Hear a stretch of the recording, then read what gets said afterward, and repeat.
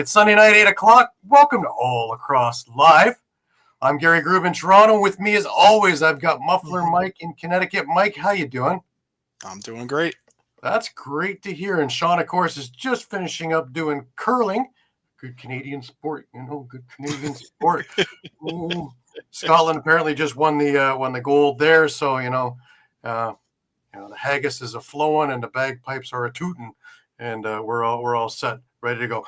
We got a great show for you guys. We got such a special treat. We've got the coach and a couple of the captains from the Nova Scotia Privateers coming on with us.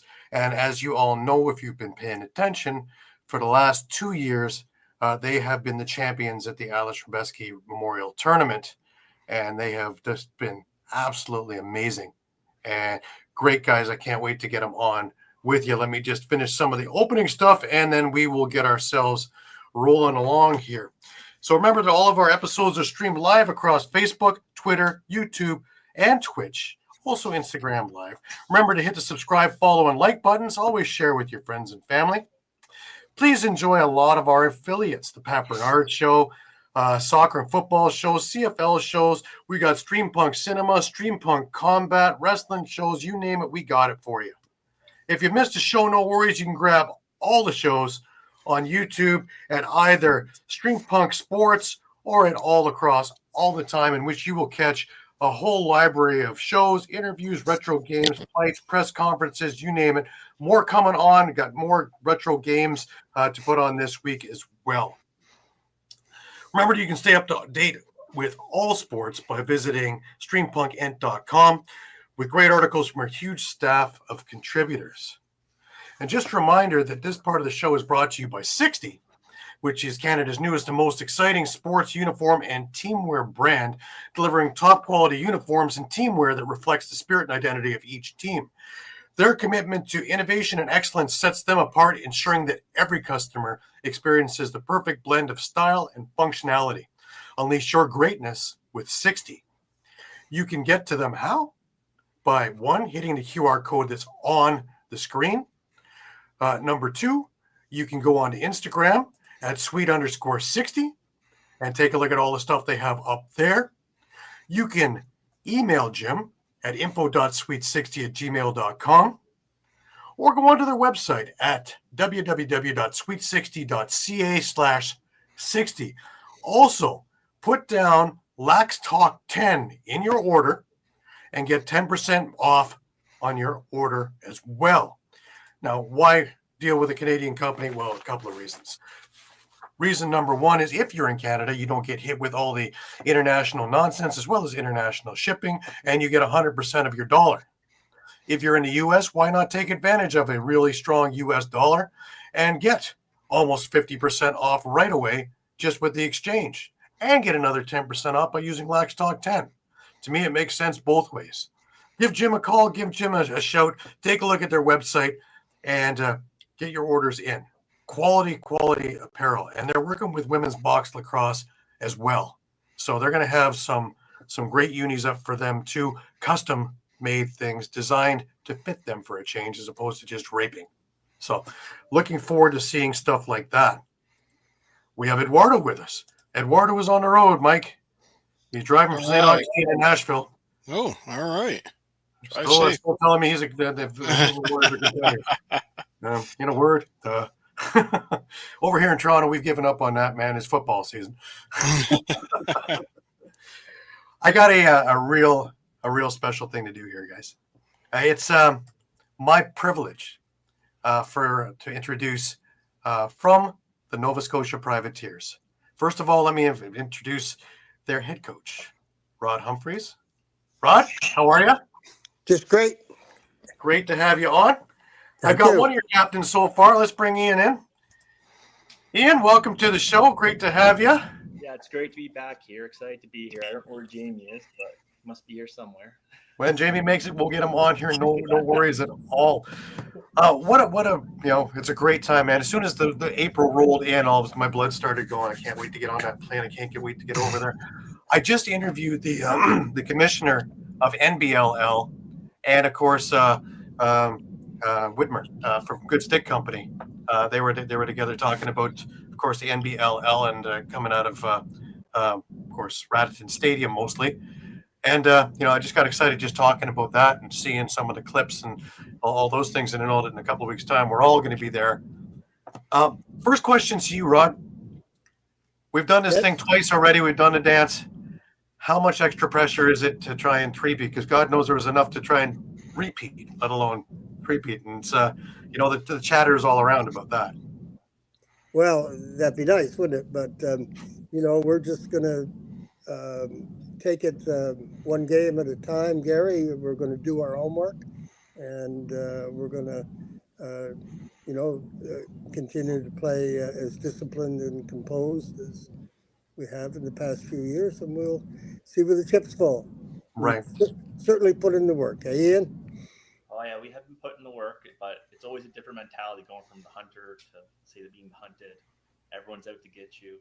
It's there's an expectation now that if you're not playing your A game, like especially these weird short games in Prague, it's anything can happen. Right. Can I get you a little closer to your microphone, Ian? It's a little hard to hear.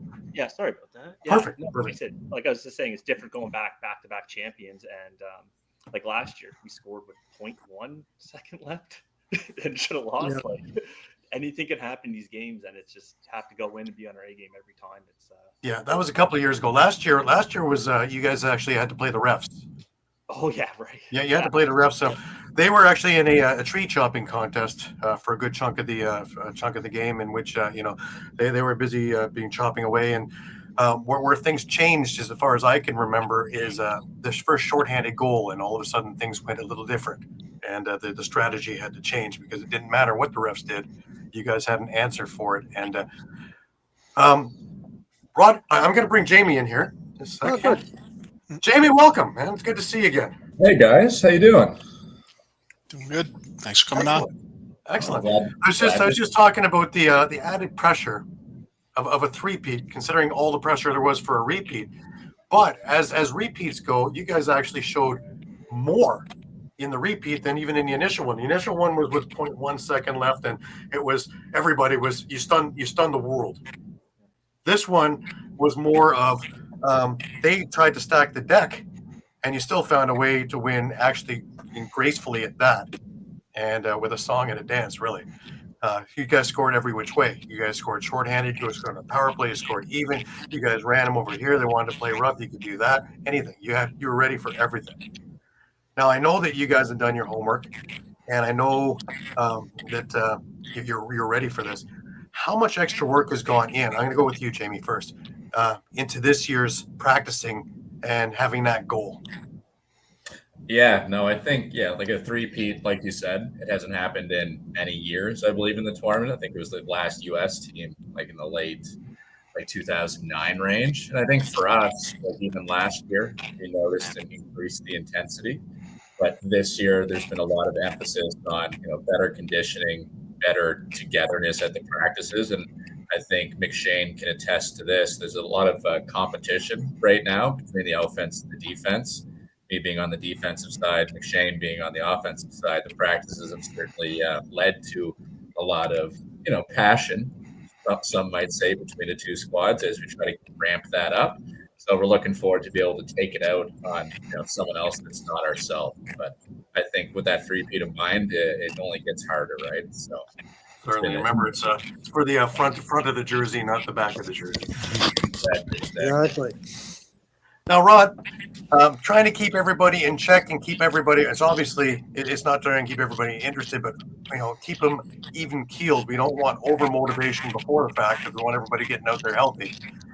Your job is difficult because you got to keep everything under that umbrella, and have them see the big prize at the end, right? Actually, Gary, when we talk about discipline and composure, this team shows that in the practice we have. I think everybody's got going into this with a pretty level head. Hey, fellas, everybody is, we know we got a lot of work ahead of us to succeed, and we're getting at it. There's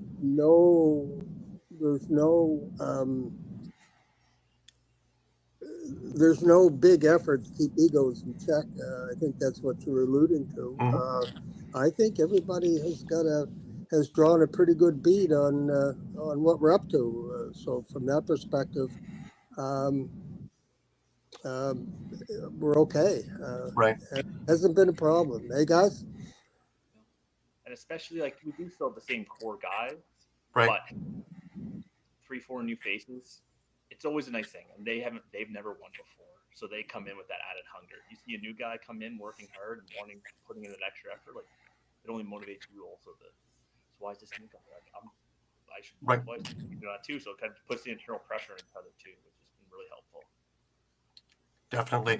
Now, one thing I have noticed over the years when you guys play, you guys don't get rattled. That's for sure. Nobody can get under your skin. You guys are a very confident bunch, but not a cocky bunch. So that plays very well into your favor with all the other stuff that goes on in there and all the other things that are, all the distractions that are part of that. Now, we talked the last time about how you guys get down there early, do whatever you got to do early, and then come the tournament, that's it. That's, now we're got the blinders on and that's it. And Rod, you said you're going down early this time around. How early? Leaving Wednesday. That's early. That's pretty early. Yeah, no, That's going early. to Lisbon for a week, and then into Prague. We arrive on a week from Thursday to Prague, and I think everybody's there. Bulk of the guys be there Saturday, eh? And Sunday everybody's in town. So. Right. That way, as we can attest to, if there's any travel concerns, it doesn't stop anything. We got to tour Germany. It was beautiful that one year. 10 hours at the Frankfurt airport. If you have a chance to do it, I would avoid it. It takes 10 years to walk from one end to the other. Anyway. It pretty much did. I started there clean shaven, and I had a full beard by the time I was done getting to my plane. It's just it was a long 2 flights where both got delayed, and we arrived the day of. And I remember if Stephen Stamp said it correctly, these guys were lucky to hold a stick, let alone try and win a game at the end of that ordeal. So yeah, that's the beauty of coming in early, so you can avoid all of that stuff. Let's talk a little bit about your year leading up to it, Jamie. This year, like for myself, it's been busy. I travel quite a bit for work. I'm away during the week, so I try to emphasize as good a nutrition as possible while on the road, and then maintaining like a fairly regular gym routine. We obviously have our practices each Sunday, which start typically, I think it's in October or November. So we have a long lead up from a practice standpoint as a group. I think, and this goes back to how we've been over the last few years, is that we've always had good chemistry as a team, but I find the chemistry over the last, let's call it since the first win, has really grown. Like the guys really like one another. We get along quite well on and off the floor. There's a lot of, team building, if you call it, outside of what we do on Sundays, whether that be, post Thunderbirds game or just getting together outside of that. So I think that really helps. But yeah, I think just with that, and then, myself personally, just trying to stay focused and locked on this, it's the biggest thing I look forward to every year. It's been a healthy year of, maintaining that effort towards what we're coming to accomplish. Right. Ian? Yeah, my year's been a little different. I actually had a kid, so I have an 8-month-old beautiful baby girl right now. So I think it's just. You're looking forward to getting to traveling. Oh no! Might get some sleep. No, she's coming with me this year, so it's gonna be wow. So I'm excited for that, but it's gonna be a different experience in Prague, that's for sure. But it's so my big thing is similar to Jamie. I know he's traveling, but trying to balance being a dad and still trying to get out here on Sunday. I know missed a few times or late sometimes just because life does happen in that sense, but that's been my biggest challenge, trying to still play and perform well lacrosse wise, but first obligation is my family, so it's kind of been a tough balancing act this year. Absolutely. And Rod, the year you've had, let's talk about that. Well, I had a great year. We repeated Tabreski, and then as soon as we get home, hey guys, we hit the floor with the senior league, and that took us into end of first week in August, and I guess I was too much of a gentleman to tell these fellas that, of course, we repeated as senior champions. And all right, fellas, you get me back to that later for putting in a plug. But and then took a couple months off, and then talking with Jamie and Ian, and discussing when we want to start practice, and back into it in October, and and it's a lot of fun, actually. Absolutely.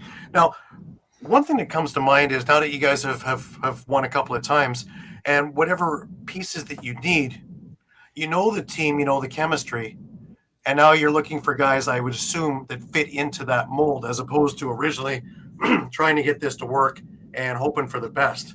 Am I right with that one? Jamie, let's start with you. When you have new guys coming on, there's certain things you're looking for, right? For sure. Like, I think it used to be very much so like a pay and play. Like when it was beginning, let's call it like the middle, like when I started at least, is you wanted to get the best players, but you couldn't necessarily because just of availability. Now there's probably 30 or 30 plus guys that are trying out for the team. So obviously we have our core group, and you really only have a couple guys that are rotating in and out. There's certainly some very skilled individuals that would have liked to be on this team that didn't necessarily make it because of a culture or a fit.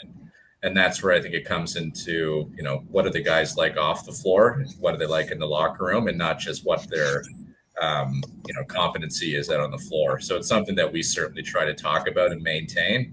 And I think we've done a good job of, this is some older guys on the team. I'm the oldest guy now, but trying to bring in some younger guys as well to help replace as we look into succession planning. Ultimately, I wish I could play forever, but I don't know if my body will allow that, or my wife, realistically. So, no. But it's about bringing in the right guys that we feel that can carry the torch for us, and I think we do a great job of that. Right, Ian. Just echoing what Jamie says, it's just bringing in the right people every year. I don't really have anything to add. You said that well, Jamie. Good work. Absolutely. And Rod, you oversee it, so you're looking for, I'm assuming, because when I'm talking to a lot of GMs in the National Lacrosse League, character, not characters. I find most of the discussions, look, Ian and KJ and Jamie work on the X's and O's, and the rest of the coaches, we talk mostly about personnel and people. And how does it all fit together? And, it's, but, I have to say, and fellas, you can agree with me or not on this one, but most of the fellas that show up at the rink, for the most part, are showing the right attitude. Would you think that'd be an accurate statement, fellas? Yeah, 100%. Like, everyone shows up wanting to be there, and when they're there, that's all they're focused on, which is the most important thing.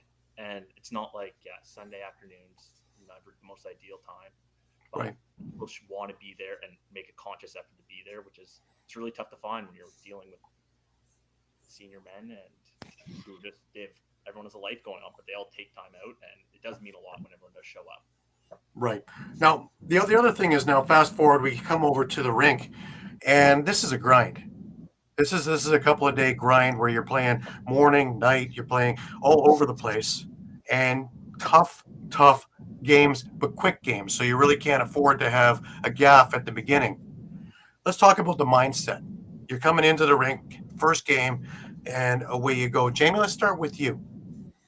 Yeah, I think it's something we've been focused on for many years now, is that you can't have a slow start. Like you said, it's really like a period and a half of a game almost until you get to the semifinals and the finals. So I think the way that we've tried to tailor our practices for what we're looking towards to get out and score early and often is something that we really emphasize.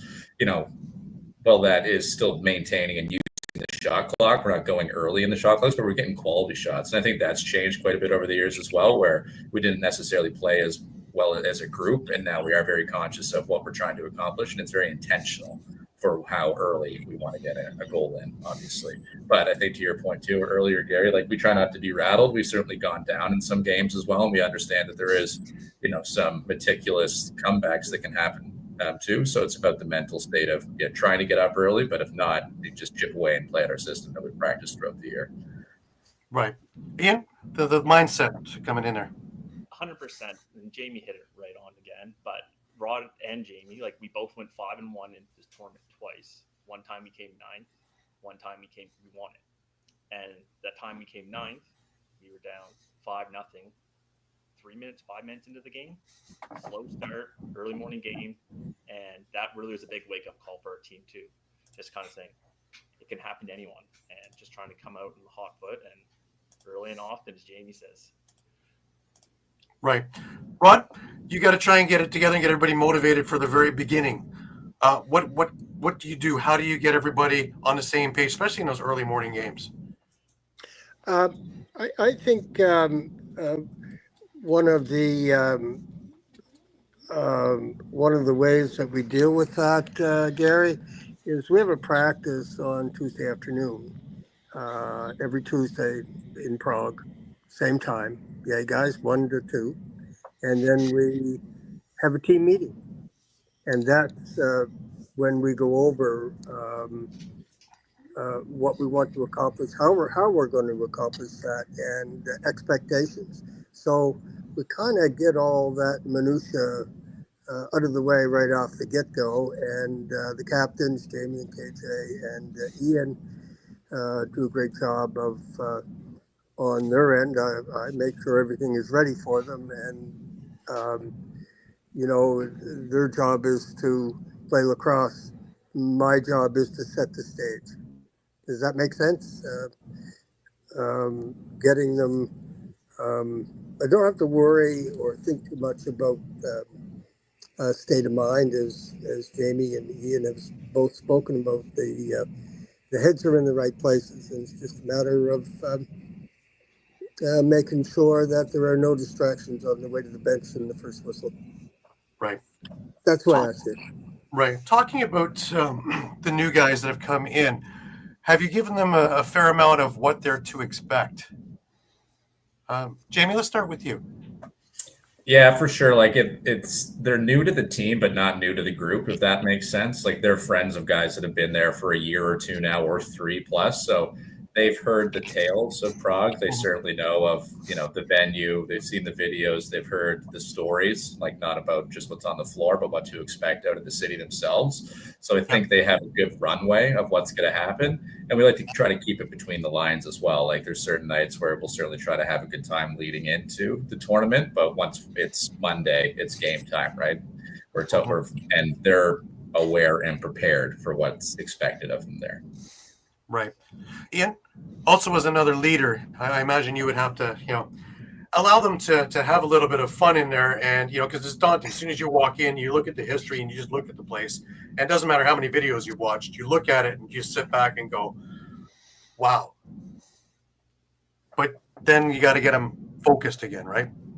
100%. And that goes back to a big change we did a couple of years ago. We said we all try and show up pretty early, a few days there, and we get all our tourist things out of the way pretty early. We have our fun nights, we do things during the day, and then by the time Wednesday rolls around, everyone kind of feels like they've kind of experienced the city enough. We still have our fun during the week, but it's a different type of fun. Much more, everyone's together as a team. Everyone's kind of just hanging out, watching games. And that's kind of the big thing too. When we pick new players, we want people that we can trust on and off the floor. We've had some issues, like any team. Every team has the off-floor issues, I guess, in Prague, but we've done a really good job the last couple of years taking people we can really trust and depend on down there. Right. Now, Rod, again, with this being such a grind, you have to carry a fairly deep bench too, because, the inevitable injury could happen, especially with there being an outdoors and the weather's unpredictable. We've watched last year, we didn't have any rain in there, which was great. The year before, you basically needed to have a ski, so you can get from the corner out to center.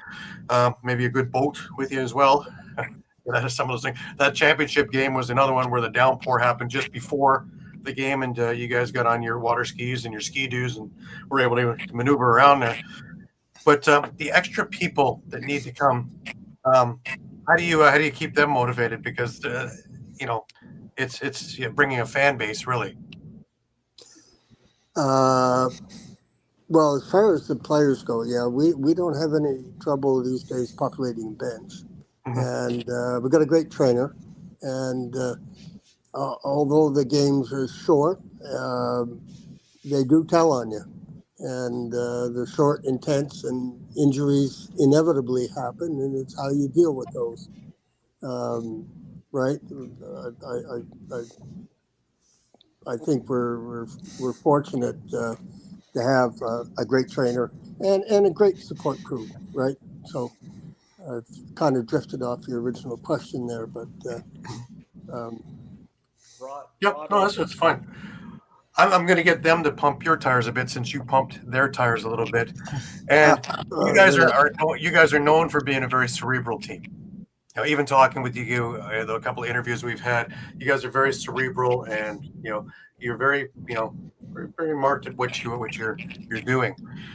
Talk about Rod as the leader here, and we've watched him in a couple of the championship games where most of us would have a heart attack, and you lead by example, and let's talk a little bit about the leadership of the Privateers. Jamie, let's start with you. Yeah, well, Rod, he's got the nickname. We call him the Rod Father. There's a reason for that, right? He's been really the champion behind the team for so long. How many years has it been now, Rod? Almost 16. Yeah, 16 years, right? Like well before I was involved, well before Ian was involved in it. So there's a lot of experience that comes with that.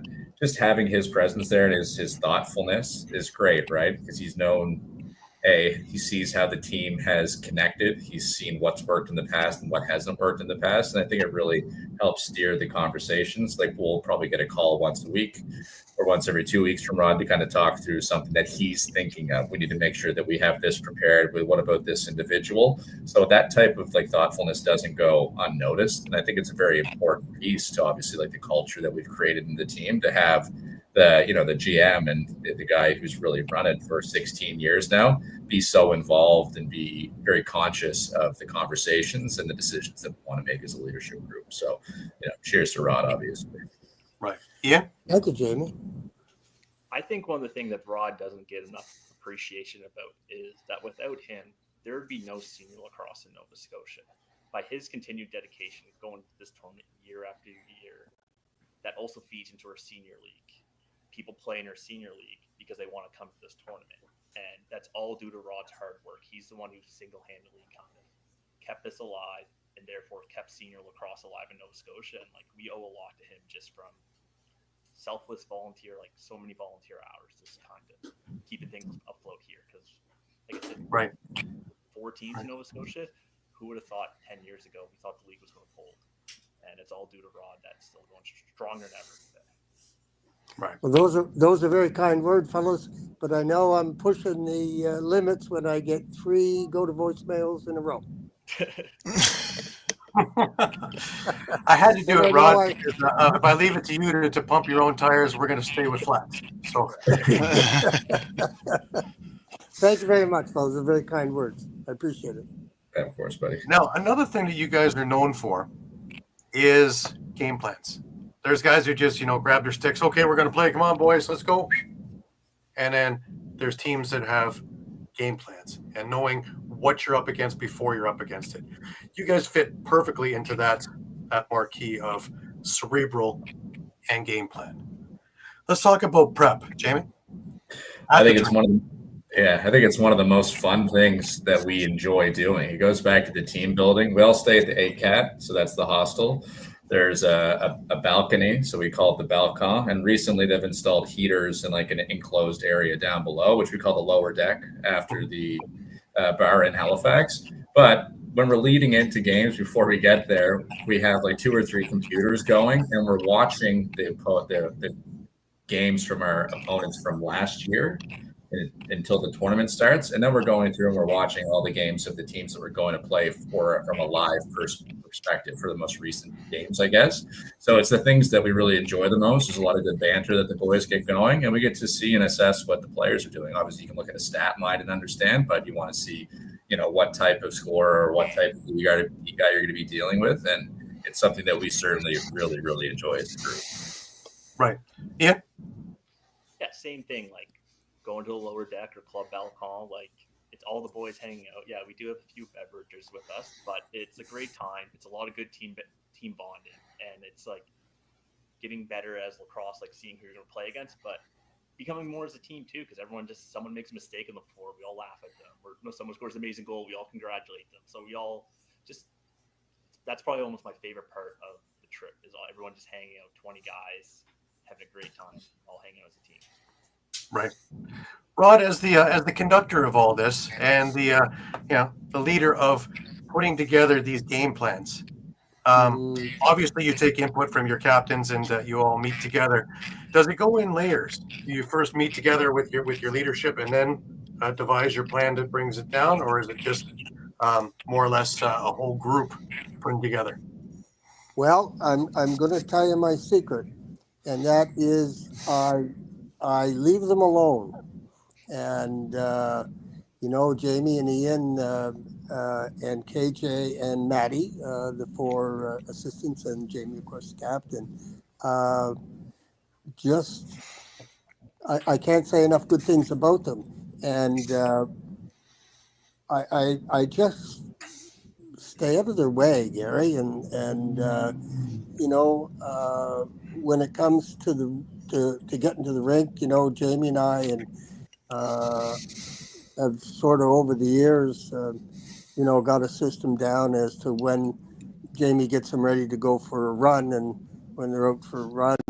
We talked about that last year, but that's all, I think, fellas, a very important part of the prep. When these fellas, finally put the helmets on lock, they know what they're doing, and they've got it all worked out. And I'll give you two perfect examples of it. 2023 final game against Raritan, we pull the goalie, and Patty Quinn ties the game up with 1 second left.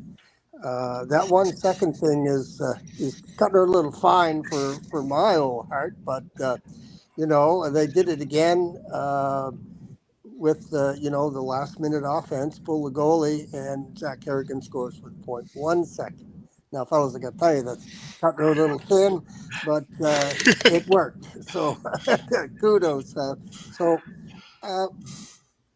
My role is to make sure that they get to the bench with as few distractions as possible, and I think that's a big part of it. Are your helmets fixed? You got enough tape? You got this? You got that? So all you got to do is concentrate on the warm up, concentrate on a good warm up before the game, and then play in the game. So it's fellas, I got to tell you, it seems to be a good system we got, and I'm not going to get in there and fig that all up, Gary. Absolutely. I have one more question for you guys before I give it to Mike for a question or two, and it has to do with the afterlife of the team. And you guys have mentioned you're getting up there now. My gosh, boy, oh boy, terribly. But you obviously have a lot of say on who is going to fill your shoes, or a group who are going to fill your shoes. What are you looking for when that happens? Because I know you're going to stay with the team, obviously, because you guys are heart and soul. Whether you have a stick in your hands or you're standing behind the bench beside Rod, this is how dynasties are built, right? Having the right people and moving up with it. Jamie, when we're looking at your replacement, what are you going to be looking for? Yeah, I think there's I think in 3 buckets, probably like skills, like the dedication, and then probably like some natural like leadership. So the leaders wouldn't ask someone to do something they wouldn't do themselves, type of thing. And I think there's a lot of guys actually on the team that kind of fill those shoes. Some are very, very dedicated, very passionate about how they like to see practices run and everything as well. So it's going to be a hard decision, actually, when you have to figure out who's going to be the actual, captain or assistant captains to replace myself and McShane and Maddie and KJ in the future. But I think there's a long list of individuals on the team that have that capability because they're assistants or captains on the senior team that we play. Sorry, the senior league that we play during the summer. So no shortage of guys. Right. Ian, same question to you is when you're looking at someone who's going to be wearing the A instead of you when you finally hang it up, what exactly are you looking for characteristic-wise? I think characteristic-wise is I'm just going to start. Jamie's been captain since 2015. He's been doing it for a long time, and everyone knows that the both leaders are our team. So what kind of Jamie has done with the A's is phenomenal. It's like we can just go out and more of the X's and O's guys, more of the people understanding, kind of putting a lot of the more strategic things and kind of the game planning and kind of figuring out, and that's kind of what me we get kind of more handle, and it's ensuring that putting the team in the best place when they actually get onto the floor in terms of making sure, does everyone understand their assignment? Does everyone know their role? All of those kind of little things is kind of what I'd be looking for someone's coming in. Right. Rod, I would say that down the road a little bit when you want to go part-time at some of this stuff, I'd say it's in pretty good hands with the fellas that you have. Yes, and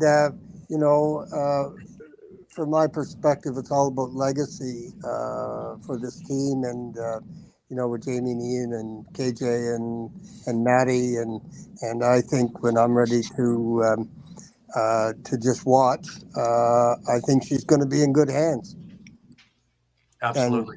And that's my goal is the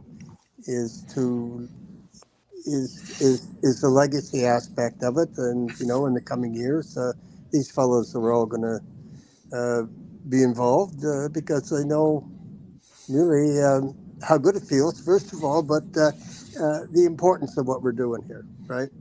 Rod always makes a joke that the day I retire is the day you retire from playing, because then you're taking over my role. Yeah. Right. Mike, you're in the will, Ian. The one question I would ask is, you guys mentioned the league you play in, and of course the Herbeski tournament.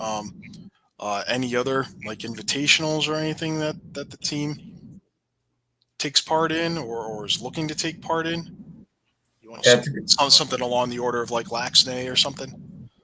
We went to Laxnay back in 2016, its inaugural year, and since then we've been to three President's Cup, Jamie? Yeah, 3 President's Cups, and we do there's a tournament in Montreal every now and then. Like, I think the President's Cup is certainly something that's on our radar to potentially go back and play in the upcoming years.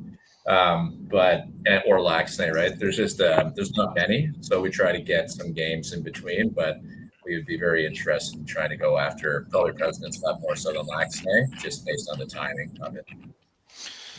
Okay, and then the other question I guess I'd have is, timeline-wise for the province and the area as far as the growth of lacrosse, what do you guys see, for a projection to kind of getting closer to a level like we see in Ontario and BC and Alberta? So a big thing too is I was coaching the Canada Games team 2022, and it was the first Nova Scotia actually beat Alberta there. Came close to BC. Ontario it was a game, I'll say that, but it was like the player development is really growing within our province, and a big part of that is actually the Thunderbirds coming in. So many more players are excited. So many people are seeing high quality lacrosse a lot of the times, and it's really showing in our minor programs, and it's really kind of starting to see. And I think every year we're going to see more and more us competing with the big three or four teams at nationals. I think we still just got some time to go to actually regularly be doing it, but I would not be surprised if every year we might see an upset by Nova Scotia. Yeah, it's like 5 to 10 years. It's interesting. Like my minor association for the first time ever has a waiting list to join for like novice players, which is really cool too. That's great. Yes. One thing I've noticed is being part of the Thunderbirds chat and things like that is the talk is intelligent. The people have gotten educated, your fans and everybody around the province. And it's not just hey, let's go and check out the boys over there. They're going to be beating each other to a pulp. It's very, very cerebral when they're reading the comments and when people are having conversations. Do you find that when you're talking to people when you're around the rinks as well? Jamie, let's start with you. Yeah, I certainly do. It's obviously had a huge impact on the province. Like usually, or I found before it was a very small group of individuals that would talk about lacrosse. I think at the game last night, there was, 10,700 fans or something. And we were, I think, the third or the fourth highest attended teams in the league from an NLL standpoint. So it's certainly brought a lot of traction and a lot more, youthful and older individuals that are involved. I can certainly think now that when I'm out and about, maybe meeting some new people and lacrosse comes up, people are interested not just to talk about, my experience in it, but, how are the Thunderbirds going? And they might have some questions as they're becoming, more knowledgeable in it, but there's certainly a much higher knowledge base than I've ever experienced in the province for the last 4 or 5 years. Right. Ian, what are you taking from all of this? Same thing. I've never actually seen growing up in Nova Scotia playing lacrosse. They're like, oh, is that kind of like hockey? Oh, is there icing? Is there offsides? No one really kind of knew what it was growing up in Nova Scotia. And now it seems like the Thunderbirds are actually probably like the hottest ticket in town. Everyone loves going to the games, not just for the experience, but they actually like watching lacrosse and take the interest in actually following the league. Like so many people I'd never even thought would know what's going on. They're like, oh, Georgia, like they're doing good this year. Oh, I thought Ottawa was going to be way different than they actually are. It's really interesting to see how much it actually has taken over the city. Like it's our only true professional sports team we have here, and the city's taken a love for lacrosse, and it's only going to show in kind of the future of lacrosse in Nova Scotia as well. Right. Now, Rod, you've been through this over the years, and you've seen it from the growing standpoint to where it is now. Let's talk about the trajectory up to this point and where you see it going in the next 5 to 10 years. Well, to Ian and Jamie's point, everybody talking Thunderbirds, yes, and I used to know everybody in the lacrosse world in Nova Scotia, and I go to a Thunderbirds game, and I know Jamie and Ian. There's so many people that enjoy in the game, and like I say, I knew just about all of them back in 2002 and 2003. With I see I don't see any slowdown in the growth of the game here. It's very gratifying, to witness that, and especially when you get guys like a lot of I don't know how many of the Privateers coach, but there's an awful lot of them that are involved in whether it's from Pee Wee. Luke has got a Pee Wee team, and Draper's got a junior team, and everybody. It's just that these guys are so involved, and that's one of the things that I'm very proud of is how many of these fellas are giving back to the game that has given you all so much, right? I mean, so I don't. I'm with Ian. Look out. Where our numbers are growing, our skill sets growing, and the number of qualified coaches and giving back is growing, right? So that's all. Needles pointing north on that one, Gary. Right. The one last point that I want to bring up before I cut you guys free and you get on with your evening is I reckon this a lot, and it's too bad Shawn isn't here with us, who lives in Moose Jaw. To when the NLL went over to Saskatchewan, and really nobody really knew too much about it, and watched that grow with grassroots programs all the way up. And I think that Halifax not only has equaled what Saskatchewan does, but they've taken it, bettered it, and moved it that much further than what Saskatchewan did. And I think that the grassroots programs, and I think with you guys as coaches with some of the youth programs, I think that we haven't left any of the grassroots out, which is what we need to do to build this thing. You think I'm on the money here? Do you think, Jamie? Yeah, from like what we've done, like, sorry, I clicked out by accident there, but we're talking about the grassroots buildup and how the programs are. Yeah, I think it's been excellent. Like a lot of the guys are being more involved, like not just the players on the private tiers, but throughout the senior leagues are certainly helping coach at all kinds of different age groups. I think the expansion, and I think there's just the amount of teams that we're seeing. I think I alluded to it, like my Halifax Southwest, the minor program I play with, they're full at some of the levels. There's waiting lists for them. So I think what we're doing for these associations is really quite good. And we would typically see maybe like a boom and then like a bust when I was growing up. And now it just seems to be fairly steady of these kids coming in, which is always great, right? For what's going to happen as they start to grow and get into, the midget, the junior, and the senior league, which should be great for us ultimately as well. Right. Ian, I've always preached that the grassroots is where we need to go because number one, if you can get a kid interested, you get the whole family as opposed to getting an adult interested. But number two, that's the lifeblood.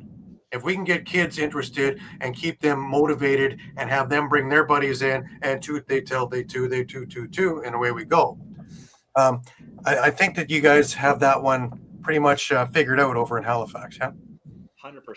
And AJ McNeil is not one of the captains of the team. He's our technical director.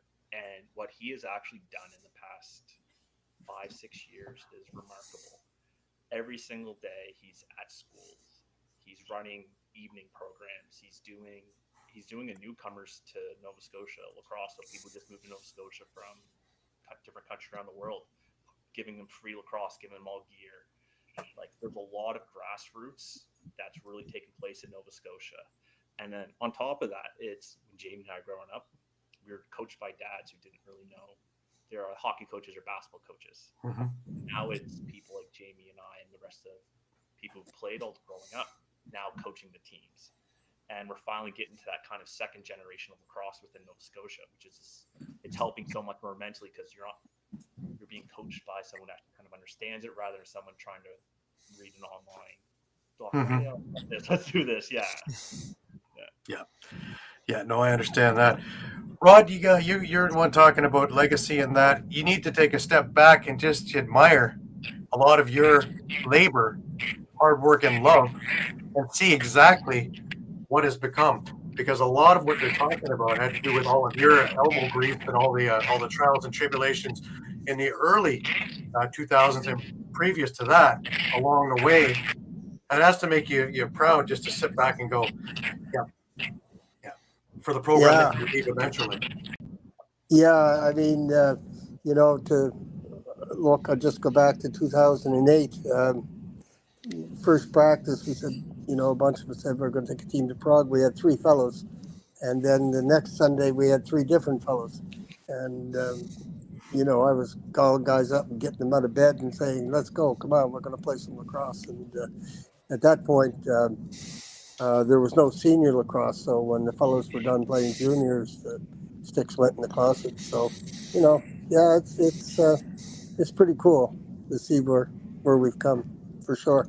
And where it can still go, because there's still you haven't hit the ceiling. You're only on climbing up the stairs, but there's still a ways to go for the program to build to be exactly where you want it. So that's the beauty of it. Yeah, we're getting there, hey guys.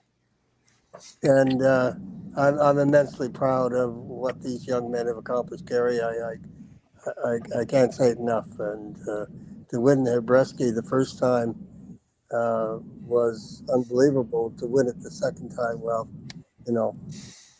that much more, some exponent, right? So, yeah, very Absolutely. proud. Absolutely.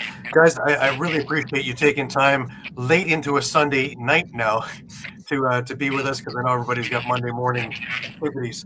So I'm looking forward to seeing you guys in a couple of weeks' time. I will be looking for you. When are you heading over, Gary? I leave Easter Sunday in the evening, so I will be there Monday afternoon. should be at the arena with the guys and their equipment Monday afternoon at some point. And then we'll be there first thing in the morning on Wednesday for the tournament beginning. And you guys got the best game because you guys went right before the opening ceremony. So that's going to be exciting too. Very excited about that time this year. We can actually enjoy opening ceremonies rather than wearing a full gear out on the floor. Yeah, exactly. So best of luck, and I guess we will be seeing you in a couple of weeks' time. Be well and safe travels, and looking forward to seeing you guys all there. Yeah, Thank you very much, Gary. Thanks, Rod, Gary. it's always a pleasure talking with you, and I love talking off air with you as well. It's just a lot of fun. Yes, I have to give a big shout out to Gary for helping me through some technical incompetence. Ian, you were about to get a panic phone call, but Gary saved you. So. I mean, Rod, was it worse when you were trying to figure out how to download Uber yesterday? Yeah, we still got to bring some shit up. Whoop, some stuff up on that. Oh, good. That was the other. Thanks, Gary. Much appreciated, bro. Pleasure as always, guys. We'll see you in a couple of weeks. Be well, guys. and take care. Thanks for coming on. Yeah. Appreciate it. Thanks, Mike. See you, Mike. See you later. Bye-bye. All right, Rod, take care. Oh, Mike, it's great, eh? That's a great way to start the show. You know, they're such great guys on and off the floor. They're such great role models as players, as well as everything else. And you know, it's hard not to root for them. You know that they, you know, three-peat and stuff like that. But it's just so much fun, and they're such great people around the ring. And as ambassadors of the game, what more can you ask for? Really, what more can you ask for than guys like this? Yeah. And you have the game in their hands, and it's, you know, I feel great to be a part of this game and to tell people proudly that I am, you know, head over tail, you know, knee deep and neck deep into the game, because it's with such great people. You're never going to find this kind of group in any other sport. Agreed. Hey, Brian's with us. Brian, how you doing, bud? Good to have you with us. Thanks for tuning in. And you know what? Just to make things fun, since Brian's with us,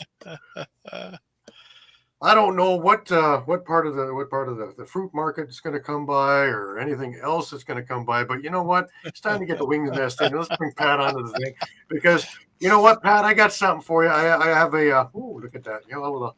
Cheers. Yep, we should all drink. There's drug testing Also in drink the show, so like to a terrible franchise record losing streak finally being broken. And how? By this guy. Mr. Deacon Nod with his first NLL win. I'm proud to call him a friend. But hey, you know, talk to me, Pat. Talk to me. It didn't sound so promising when I was in Rochester, and I'm reading your texts. And Mitch Jones didn't make it out of the first half because he decided that he's the scrapper of the team now, because Liam didn't want to do it anymore after last week's debacle. You know, you don't take on Dustin Burkhoff. That's rule number one. Well, I'm actually more disappointing in this win than I am with the losses. You mean to tell me you guys decided to play lacrosse? It had to take your best player to get benched or get ejected. It had to take your goaltender to get benched to finally put a spark in your butts to come play this game? It finally had. That's what it had to come down to. I mean, who was this Wings team that I watched last night? I don't know who I was looking at. I mean, I had to rub my eyes. I thought I was watching Buffalo. I thought I was watching The Rush. I had no idea this was the Philadelphia Wings. I said, no way. Someone pinch me. Someone pitch me. This ain't the Wings. They couldn't be playing like this. You mean to tell me Blades Reardon was playing really aggressive, playing like his old self again, getting down low and being a bulldozer and bulldozing his way down to the – no. You mean to tell me Phil Capoto could be a scoring option, not a number two secondary scorer? He could record a hat trick? No. And Joe Russell-Terrence just being Joe Russell-Terrence, and it puts up 11 points. 11 points. Oh my gosh, I almost feel like if they would have made the goalie change earlier in the year, this could have kicked them in the pants and made them play like this. This is crazy to me. This is But it crazy. didn't Great. start this way, did it, Pat? No, this team They was were playing all same old wings ball to start this thing, and it was a 5-1 after 4-0. one. Yeah. And they showed Yeah. a whole lot of nothing. And again, your favorite player, Philip Caputo, only guy who decided to show up. And then, of course, Mitch Desnua starts the new run almost 5 minutes into the second when they decided to, Georgia had a big enough head start, and away you go. Well, yeah, it all got started. This game got started on the right track because Mitch Jones decided to take the Philly right to Adewina. And plus, those two guys are never going to hang out at a bar ever again because those two are throwing some fisticuffs. And listen, Adewina took a shot at Brandon O'Neill. Mitch Jones threw his gloves down and said, it's time to get dirty here. It's time to bring the Philly to this guy's doorstep. And they did. They scruffled. He got the skinny call. He got ejected. And then this team found themselves again. It looked like your typical welcome to the woodshed kind of a beatdown, being down 5-1. And then as soon as the goaltending changed, when Nick Desnut got, Deacon Knock came in for Nick Desnut, it was another whole ball game. This was a different Wings team, a Wings team that learned how to shoot from the outside, a Wings team that kept the swarm defense all balanced, and they did a great job. Like I said, Blaze Reardon being the bulldozer like he once was, just bulldozing his way down low. Phil Caputo recording a hat trick, showing he could be a number one scoring option. Just being aggressive, just staying down there, getting his hat trick, And then you have Phil, then you have Joe Russell-Terrence, was just sniping away from the outside. And then you had rustic guys like Sam LeClaire, Mitch Desnut, Dalton Young just being a facilitator, four assists. I mean, this was the kind of team play that showed you this team could have been a playoff team if they would have solved this problem 8 weeks ago. Here's a question for you, though. I see Sam LeClaire more and more as part of their offensive blueprint. Do you think that they're finally seeing what they have there, and that's the diamond in the rough, as opposed to going and doing the same things again and again and again? LeClaire has got the most originality on the offense, as far as I'm concerned. Yeah, he does. He does got some originality. Again, he brings a lot. He brings a lot to the table. He shows he can score. He shows he can facilitate. I like what he brings. I like what Mitch Desnut could bring. I know he's a little older in the tooth, but yeah, those guys are answering the bell. Right. And Phil Caputo is finally showing you guys what I've been touting all season, because, this is what we saw when he left Toronto and went to Rochester, and when he went over to Panther City. This is the Phil Caputo that we're seeing, 3 goals and an assist in a role play, but still being in there and digging and being in there and getting into all the dirty spots and doing all the labor-intensive work. Yeah, absolutely. Phil Caputo is showing you what he's been all year as a goal scorer. And listen, he stepped up when Mitch Jones was ejected from this game. He came up huge in this game. Again, just doing dirty work down low, getting rebounds, shooting from the outside. He could do it all. He could get nasty. And this is what we signed up with this guy. Now, listen, I guess he took a backseat when Mitch Jones was shown he was the leader and all that stuff. But yeah, he showed in this game in particular, hey, listen, Mitch Jones is not going to be in this game. I'm going to have to step up. I'm going to have to be a playmaker. And that he was. And he was very aggressive down low, making plays. Right. And somebody lit Brendan O'Neill's butt on fire because, first off, he had 14 shots. I don't remember seeing a stat like that for him recently. And of that, 2 goals, 4 assists. So, he all of a sudden came back to life because he's been, quieter than a church mouse recently. Yeah. Listen, he looks like he's hit a wall. Looks like opposing defenses figured his game out. But no, he's starting to, in this game in particular, he found his windows of scoring, and he just made the best of it. I mean, he was shooting lasers all night long, and he, again, two goals, 4 assists. Again, just being a playmaker, and this is what we needed. This is what we signed up for. Right. Now, Mike, scenarily, Philadelphia is still in the thick of it. They play Georgia next week again in the home and home slobber knocker, which should get even more brutal next week. Definitely. Yeah, I can manage the highlights that I'll see there because I'll be in Banditland next weekend. But we're gonna count and we're gonna do our phonics things and But yeah. I mean, obviously they've got to win their final 2 games. No team's getting in at 7-11 at this point. So they've got to be at least 8-10. This is obviously a start. Try to win the back end of the home and home next week. Then you have Vancouver week 21, so that's a tall order, obviously. Really, the big things they're looking for, if they can get into some sort of tiebreaker with the likes of Georgia and Calgary, with both of those teams kind of losing out to finish the season, that's really what's going to put them over the top because they hold tiebreakers over them. And a lot of the other teams around and above them, Toronto, Albany, Ottawa, San Diego, they don't hold tiebreakers over. So what you're telling me, Mike, is win out, hope some teams loses, say your prayers, drink your milk, take your vitamins. Yep. And I think we may, brother, we may get in there. No, but listen, if this team makes it into the playoffs, I may do 3 naked cartwheels out front. It's pushed me to that point. Oh boy!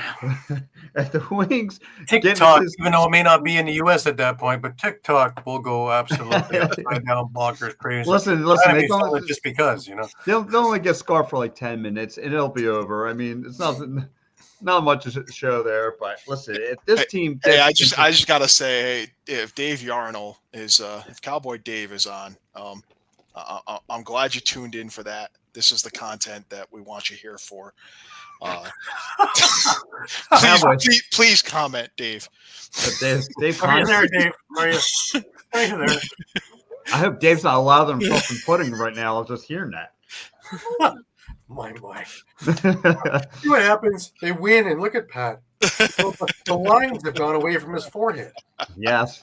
I am stress-free. He found his smile. I feel like I'm talking to Shawn Michaels. He found his smile. It just drives me crazy to see how well this team played, and where was this team 10 weeks? And maybe, like I said, maybe the goalie change woke up the team on both sides of the ball, but it's like, man, if this team could just shown you that. This is the team that we saw last night was the team that was on paper all year long. Right. And Mike, the question is, what? I can't figure Georgia out. I just can't. They're an up and down. They're emotional roller coaster. I cannot figure that team out. Yeah, I think I got them figured out cerebrally. Yeah, 2 weeks ago they put themselves in phenomenal position. They basically put them in a 4-way tie that leapfrogged them from 8th to 5th, and now they're back. I mean, now they're in 6th, but they're in a 3 or 4-way tie at 8-8. And I would just hate to be. I would love to be a fly in that locker room. Listen to that head coach going off after that game. He must have been flipping tables, pushing over lockers. That's not Eddie's style. It's not Shawn's style either, really. But well, listen, you lose to a team that's playing out stinks. You should be. That head coach should be taking his tie, ripping it. I just can't figure it out because they look like gold one week and the next week they look like they're learning the game. And they have some of the best players the world has ever seen on it. And it just sometimes I think they rely a little bit too much on them, and they stop the team thing, and that becomes a big problem. Yeah. Honestly, it's Let me ask you how many people remember that they started the season 4-0. Yeah, that's a conundrum. Well, the same people remember Philly starting 5-1. Or Halifax 0-3. That too, right? Or Rochester in the doldrums until of the last month and a half. But we'll get to that. It's crazy. It's crazy with the 180 turns that some of these teams are taking. Let me ask you guys a question though. Does Deacon Knock get the nod from here on out? I would I don't know at least about- give him the next game. Yeah, because it is Georgia, he gives them the numbers. at home. It is at home, so I think he's earned it. I honestly don't care if it's on the moon. I think he earned it also. Mm-hmm.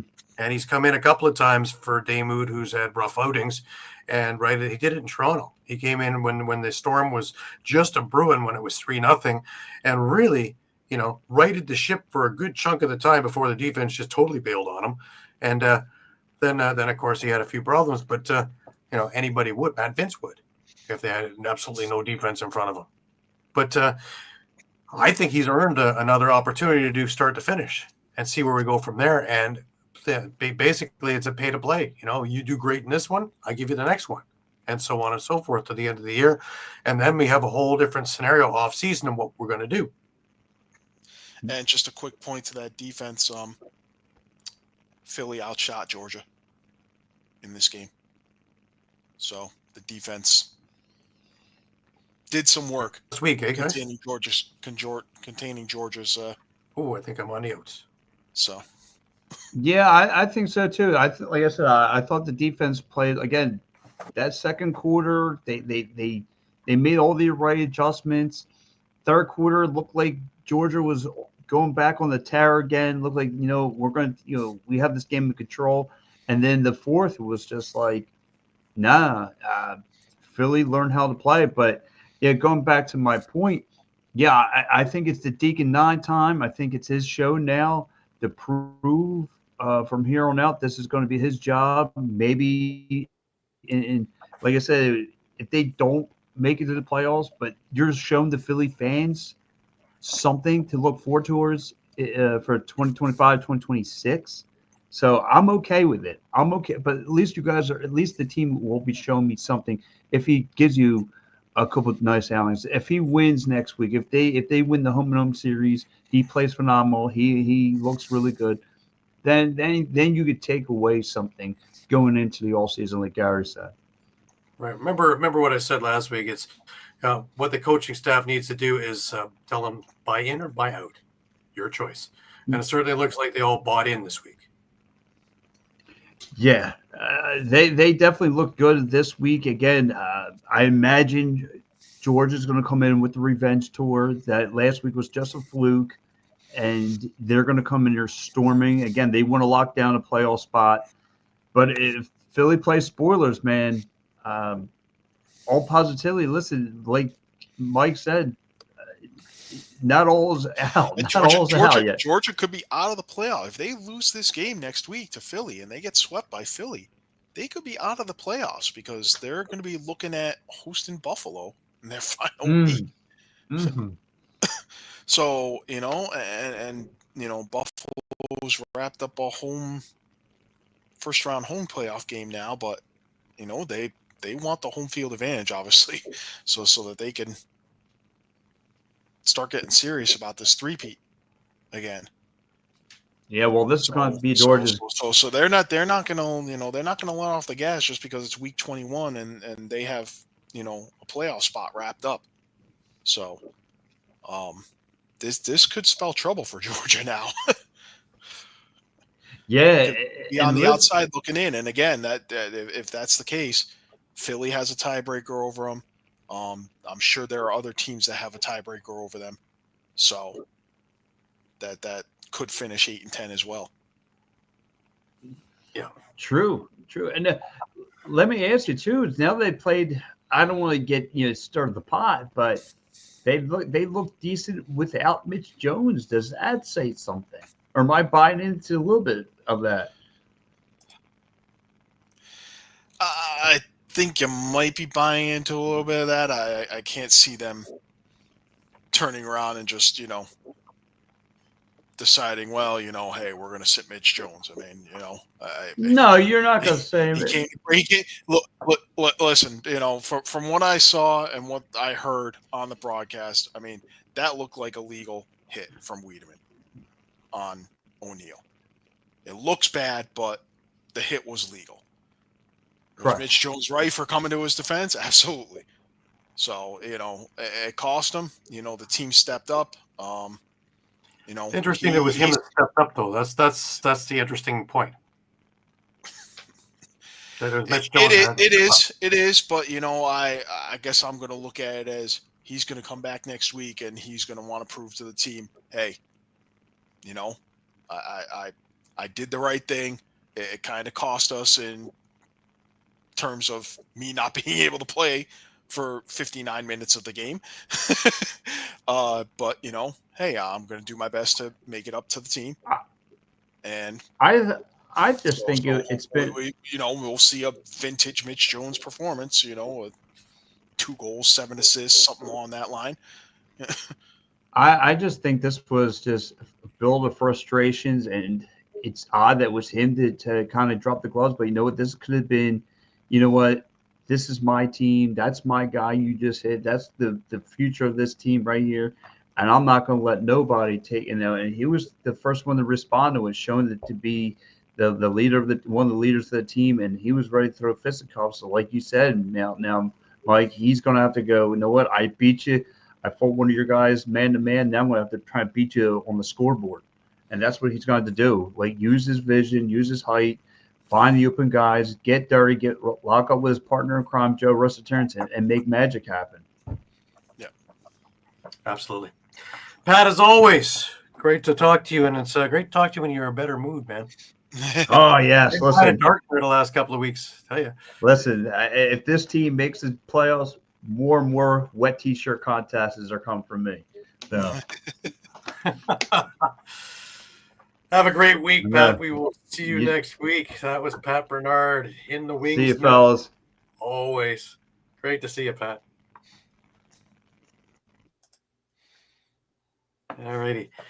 Well, few little things to get out before we get into the next game.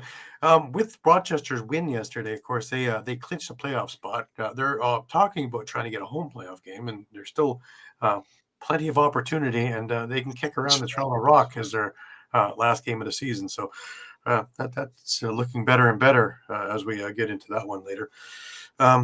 Halifax, they clinched, and we didn't even think they would make the playoffs, let alone clinch one early. Wow, that's something. Couple of milestones. This one's great. Only the second player to get 500 plus goals with the same team. And that's a pretty good company, I would say. John Tavares with Buffalo, now Curtis Dixon, 500 goals with Calgary. Kind of brings it in perspective why he wanted to come back to Calgary, eh? Yeah. The next one we'll probably be talking about in this regard is probably this one here with Dane Smith. He got up to 1,200 career points. Another just absolutely insane milestone. Had a couple of MSL moves this week, Mike. First one was Brooks English over to Oakville, and Jordan McKenna, who had time with the Toronto Rock as well. He's off to Owen Sound, but Andrew Kidd goes to Brampton. There's a big one because Brampton needs a goalie. Ty Scott as well, and a 5th-round selection in the 2026 draft. Peterborough receives Peyton Tass and a 2nd-round selection. So I'm liking Brampton's moves. Recently. They had another one also that wasn't as notable, but I like what Dan Teed is doing over there, and he's addressing a couple of situations from last year. I'm still looking for them to get onto the scoring thing because their defense was great last year.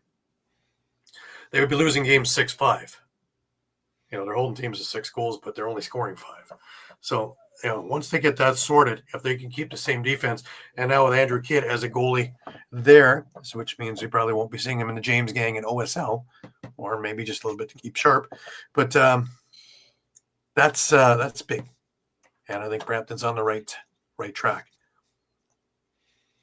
So this is going to be an interesting MSL year because if you remember, Brooklyn, Gavin Prout was bringing in some of the NLL guys back to where they began.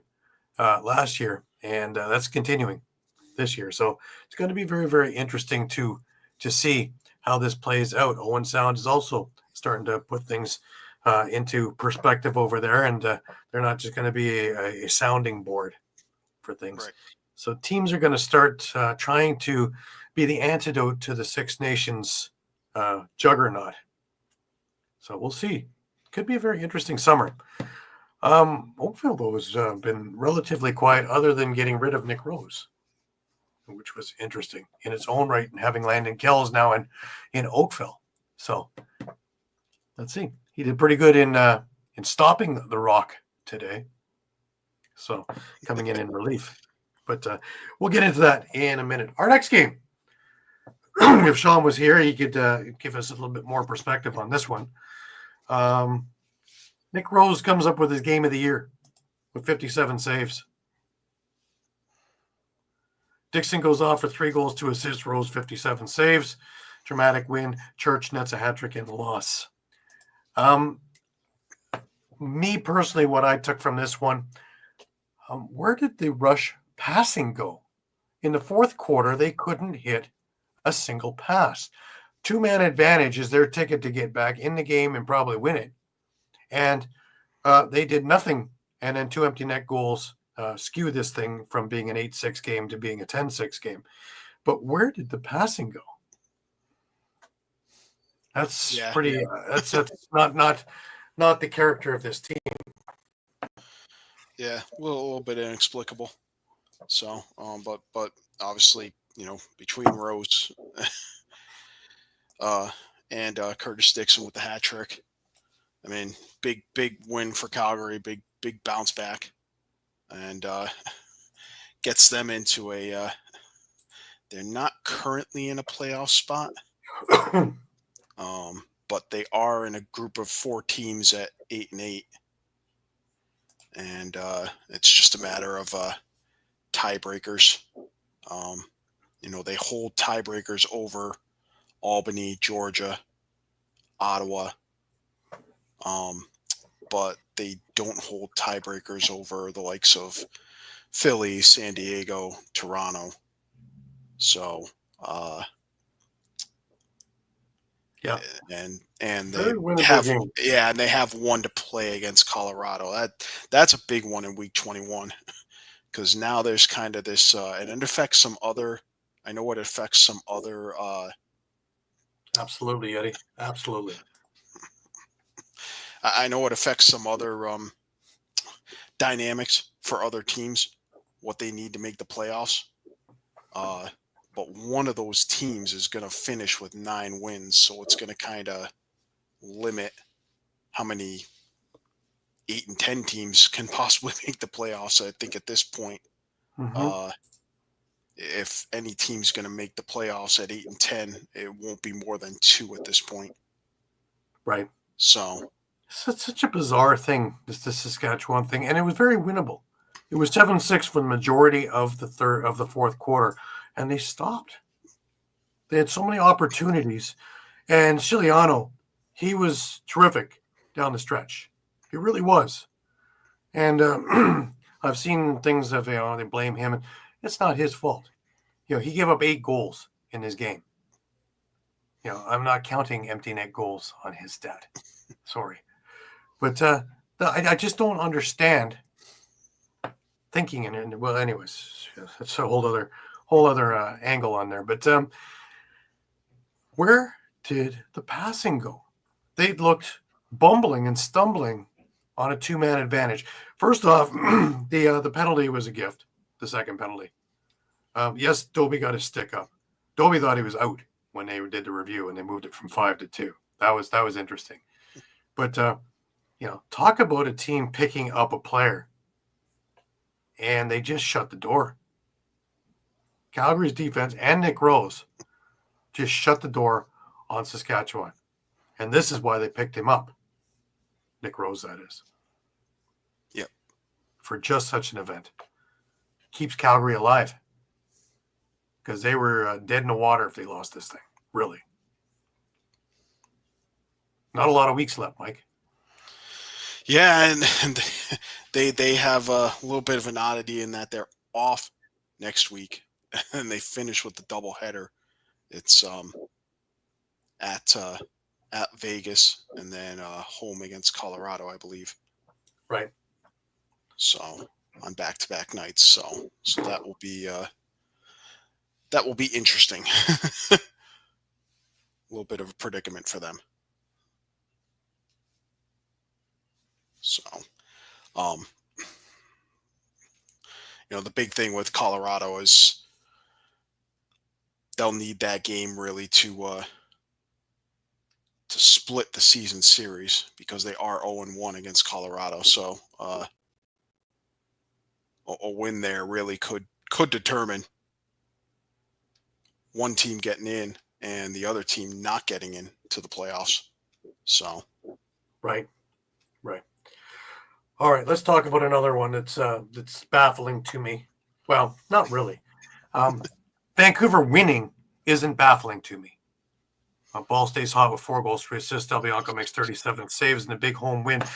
What's baffling to me is, of course, Albany gets 4 goals. They look like they had figured something out and had been better and better the last few weeks. And this is the Albany team that I saw a few weeks ago.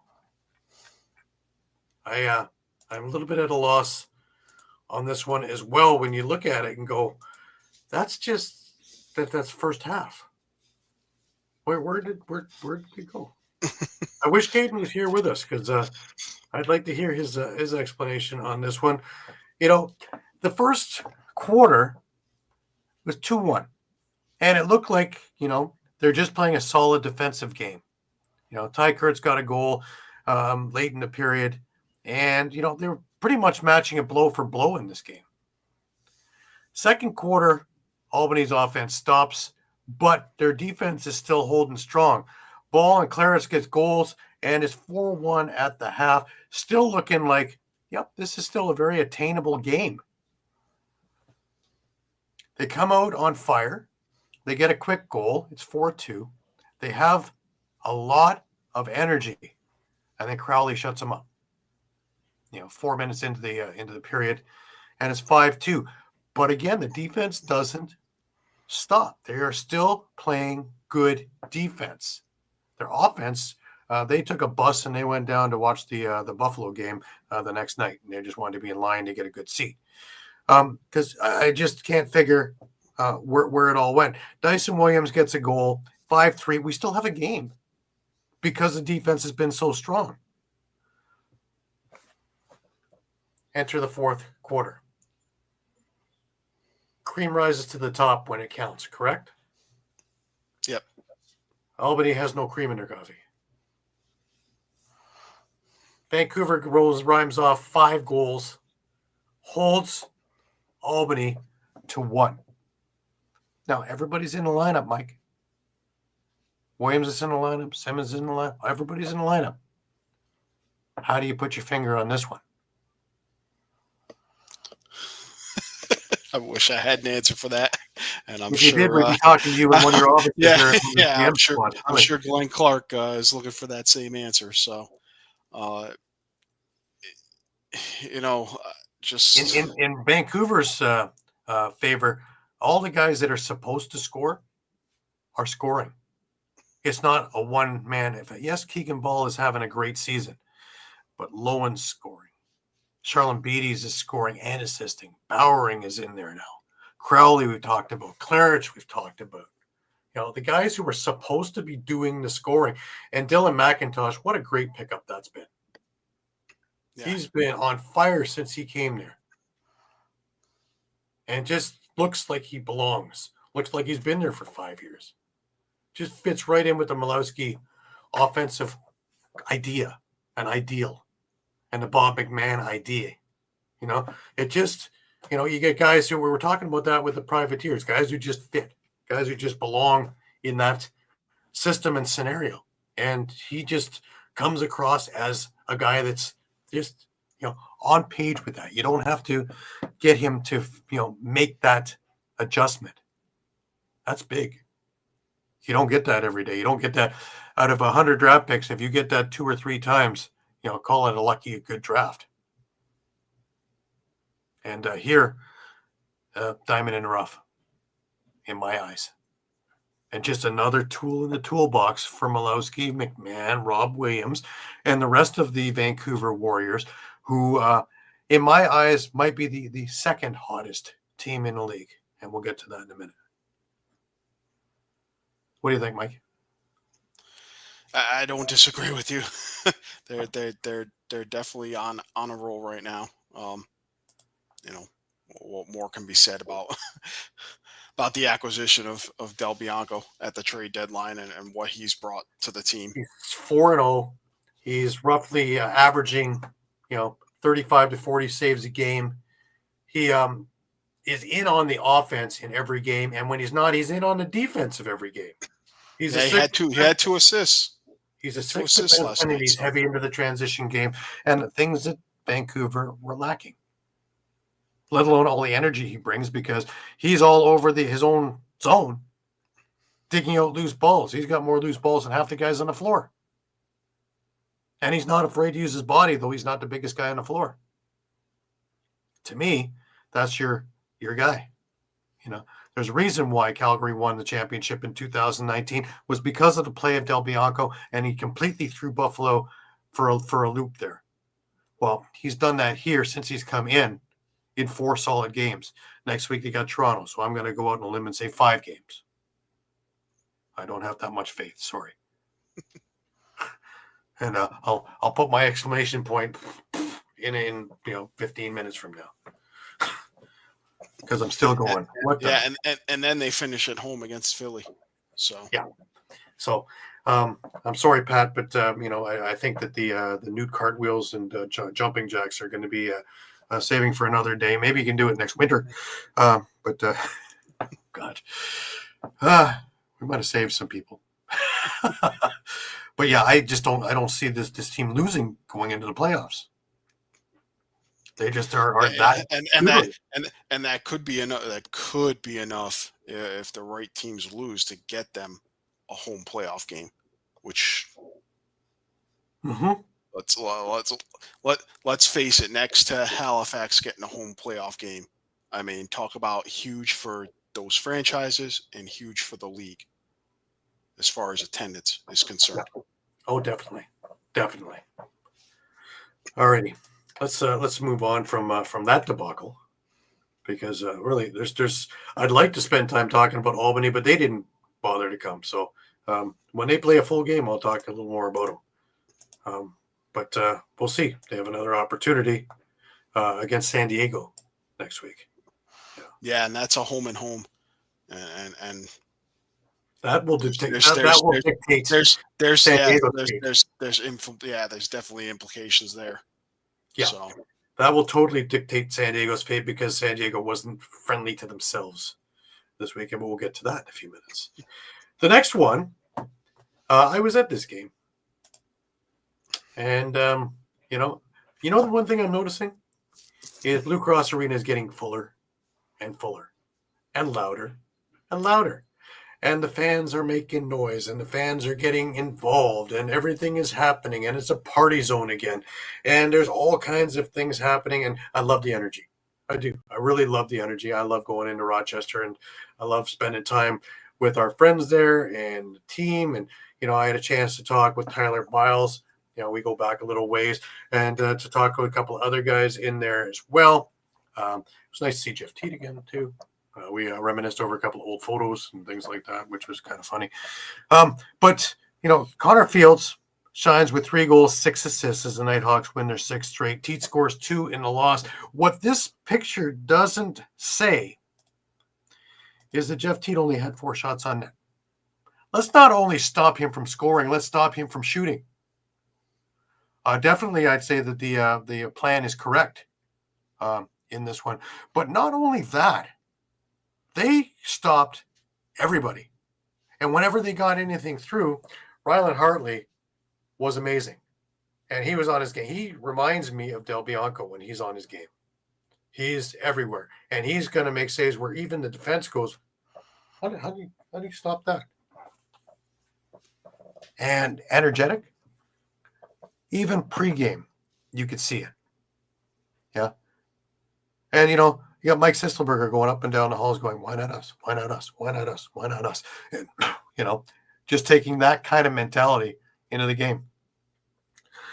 I have a couple of clips from the press conferences of questions I asked, and it all comes down to when did this mentality change? Because we saw glimpses, but we never saw the full thing.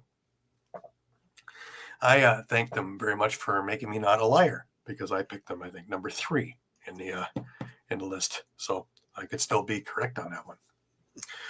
And I was getting into this game. It didn't take long, and you know what? It was a chippy period, and Ottawa took a lot of penalties.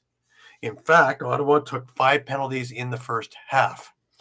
Now, what's the best way to make a team cry into their towels? Score on the power play.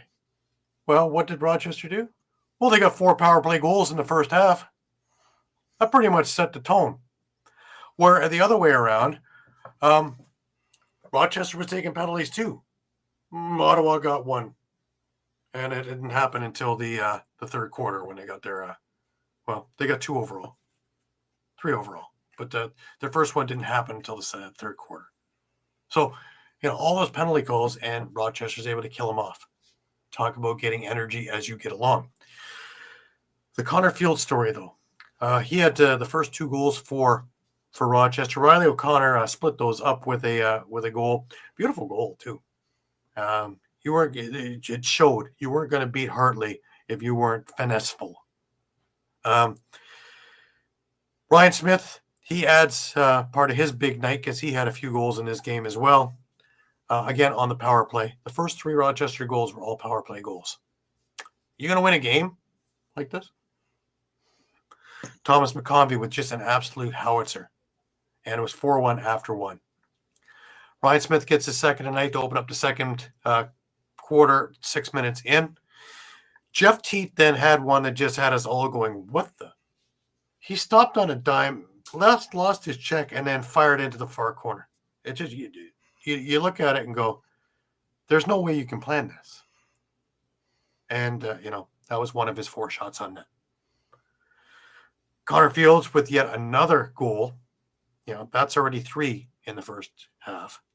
And that came with about 6 minutes left to get Rochester back on track, 6-2 at the half. And good feeling all around the stadium at halftime.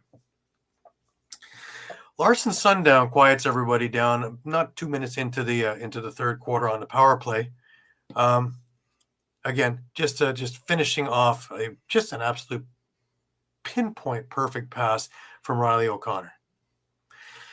Here comes transition. Josh Medeiros off a Chad Tutton pass.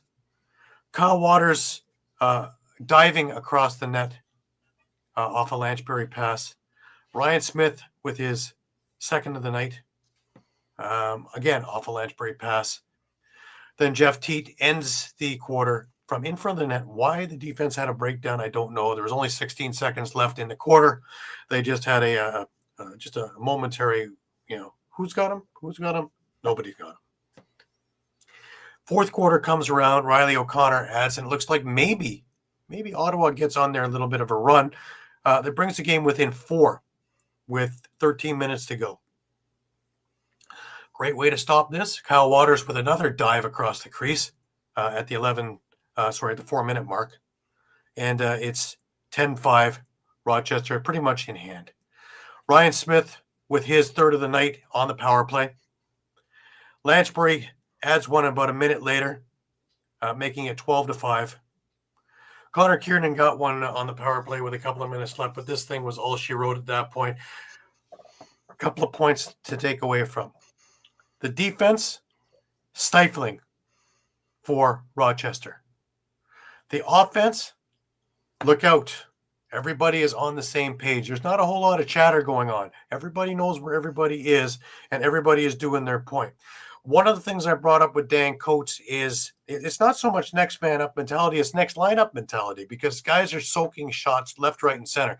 Guys had welts everywhere, on their backs, on their legs, on their arms, everywhere. Nobody's afraid to get in the way of a shot. Nobody's afraid to get up on the hands of an opponent. Nobody's afraid to go and, I thought Biles was going to fight the entire Ottawa bench at one point. And then he just went to the bench because nobody seemed to want to take him on. Interesting. Even Marinier, full of full of this and vinegar in the first half, not much in the second half. But this team is certainly on the same page with each other. I got a couple of little clips, short clips, but the first one is Connor Fields, I guess with his kids. You know, it helps because, well, like you said, right, the defense can't focus in on one guy, you know, or two guys. I think we play in unison out there. We play unselfish, you know, and we all root for each other. We all want each other to do well, and when that's the case, you know, I feel like good things happen. But, you know, for me too, I like playing a little bit off ball because, you know, that's kind of when you can catch a goalie off guard with a quick catch and shot, right, rather than carrying into it where he's taking steps with you and knows where he is in the net. So, you know, having guys who could handle the ball, who could feed the ball really well, and who could shoot the ball really well, you know, it's really fun playing with this group. So, Means, what do you think? What do you think about this group? Pretty fun. Yes. Fun? Yes. Fun? Kels? Awesome. You want to go out there and play? Oh yeah. Oh, yeah. Oh yeah. I will. Oh yeah. You would? I will. Let's go. So for you guys, what do you think, general manager, how well has he done putting this team together? Really good. Really good. Really Yes. good. Really good. 10 out of 10? Yes. 10 out of 10. Is he the best in the league? Yes. Yeah. Without a doubt. Without a doubt, Connor right? Fields out of Connor Fields. Yeah. Well, that Nice. too, I guess.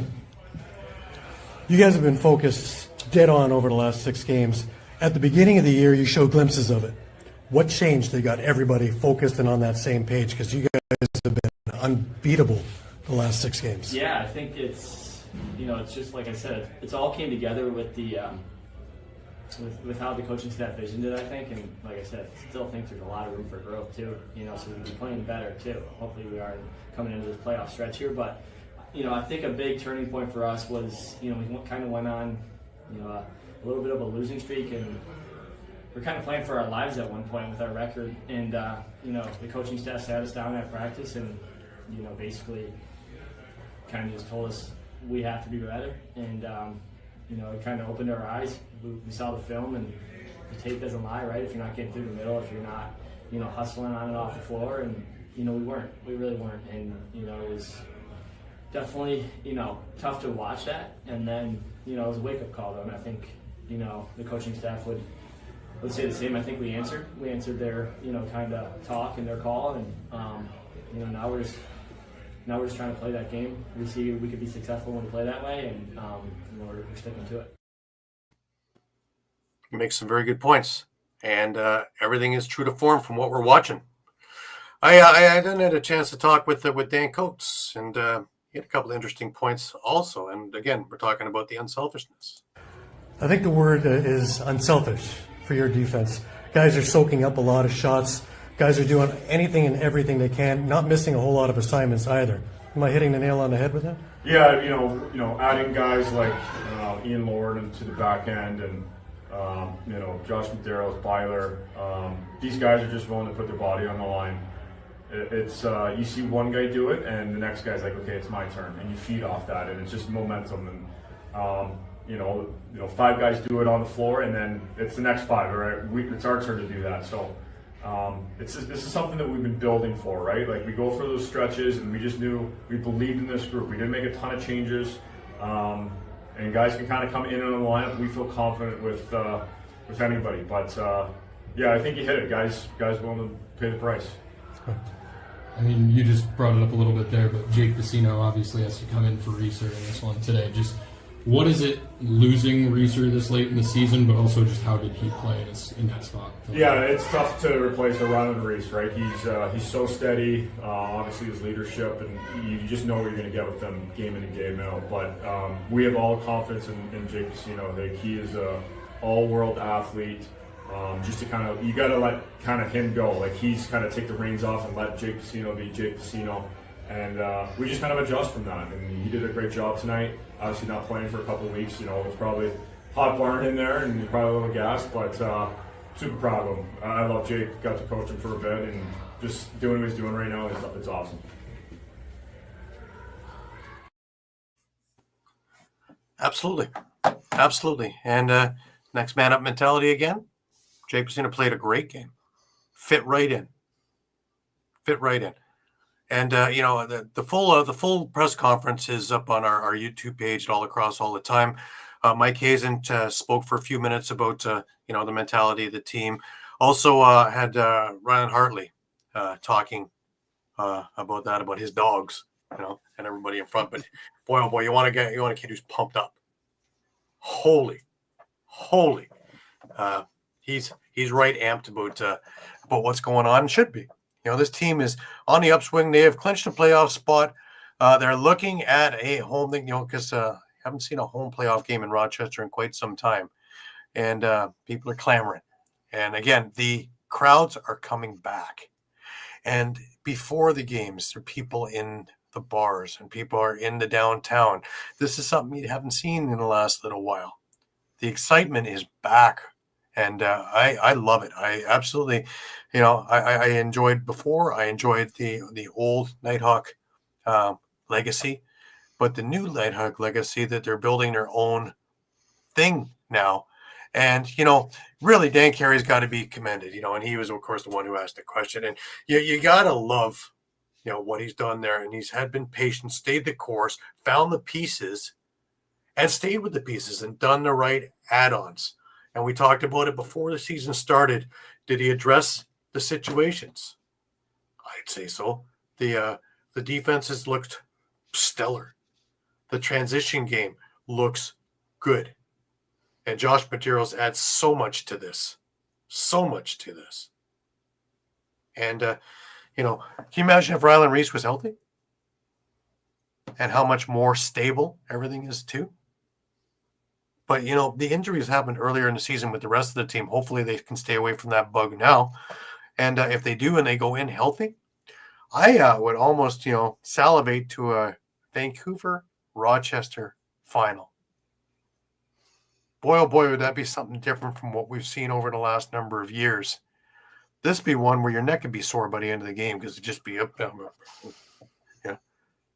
And the goaltenders basically be taking a shift up on the floor. Almost like when Brett Queener used to play for the Toronto Nationals and run up the floor, run up the field and score a goal or run quickly back to try and get back in. That's how crazy this would be. Yeah. The only snag with that might be that they might meet in the first round in a 4-5 matchup.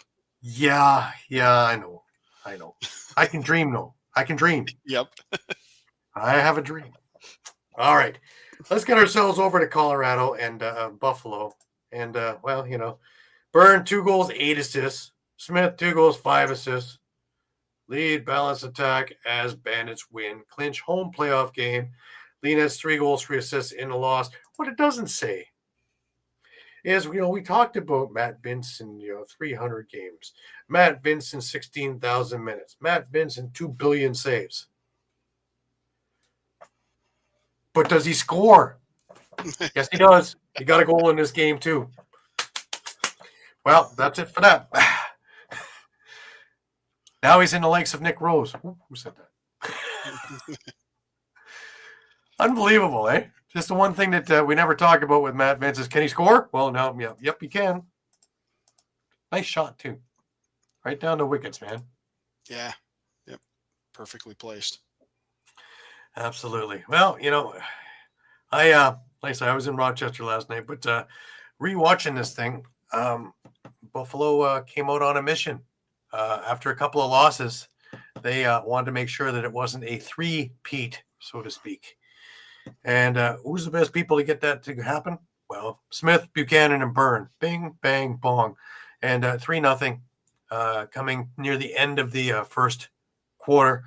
Ryan Lee gets Colorado on the board, so the Loud House can be the mediocre Crowd House. And 3-1 after 1. Scanlon's in the lineup for this one because, of course, Buffalo is dealing with the inevitable injuries. Chris Kluche was out because, of course, when you're playing 12 games in 10 weeks, great scheduling. This kind of thing happens. Luckily, they have a pretty strong practice squad that they can draw from. Connor Kelly gets 1-4-2. Scanlon again, making a good case for staying in the lineup, isn't he? Yeah. But Colorado finishes the half as you'd like to see them. They finished strong. 2 quick goals in the last minute and a half. Ryan Lee and Gillis score, and it's 5-4 heading into the third. They tie the game. I'm sure the Buffalo's getting envisioned of, the last couple of weeks of what in the heck is going on here. Because, they started 7-0, and the last few weeks has been 4-4, the last 8 weeks. So they've been pretty mediocre for a team that's going to go for a three-peat. Yeah. Chase Fraser, first we've heard of him all night, and gives them the lead. Ryan Lee again, and it's tied again. What does Buffalo known for, Mike? Big runs. Big runs. What do we get? We get 5 of the next 6 goals to end the third quarter. Kyle Buchanan on the power play, which turns out to open up the floodgates. Dane Smith, Ian McKay. When everything's working, everybody's working. Will Malcolm gets one back, but that doesn't stop anything. McKay comes back with another one inside a minute to go, and Josh Byrne with 10 seconds to go. And that kind of hurts, doesn't it? Because now it's 11-7. This thing was tied, 5-5 and 6-6, and you let Buffalo run wild. In fact, the stop of the quarter, that didn't do anything because Ian McKay gets his third of the night to start the fourth, just 27 seconds in.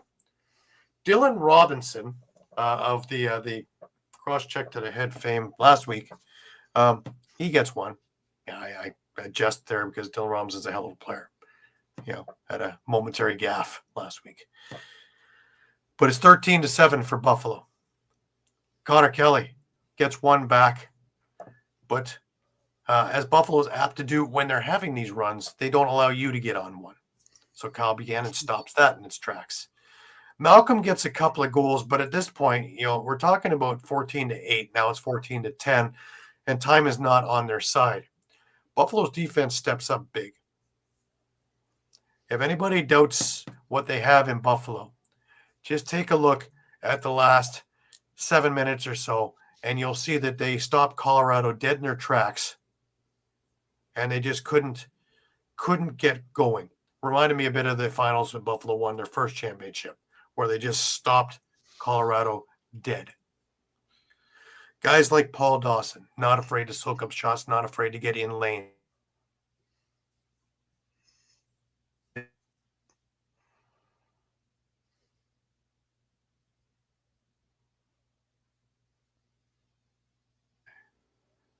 Thank you, Rogers. I'm back.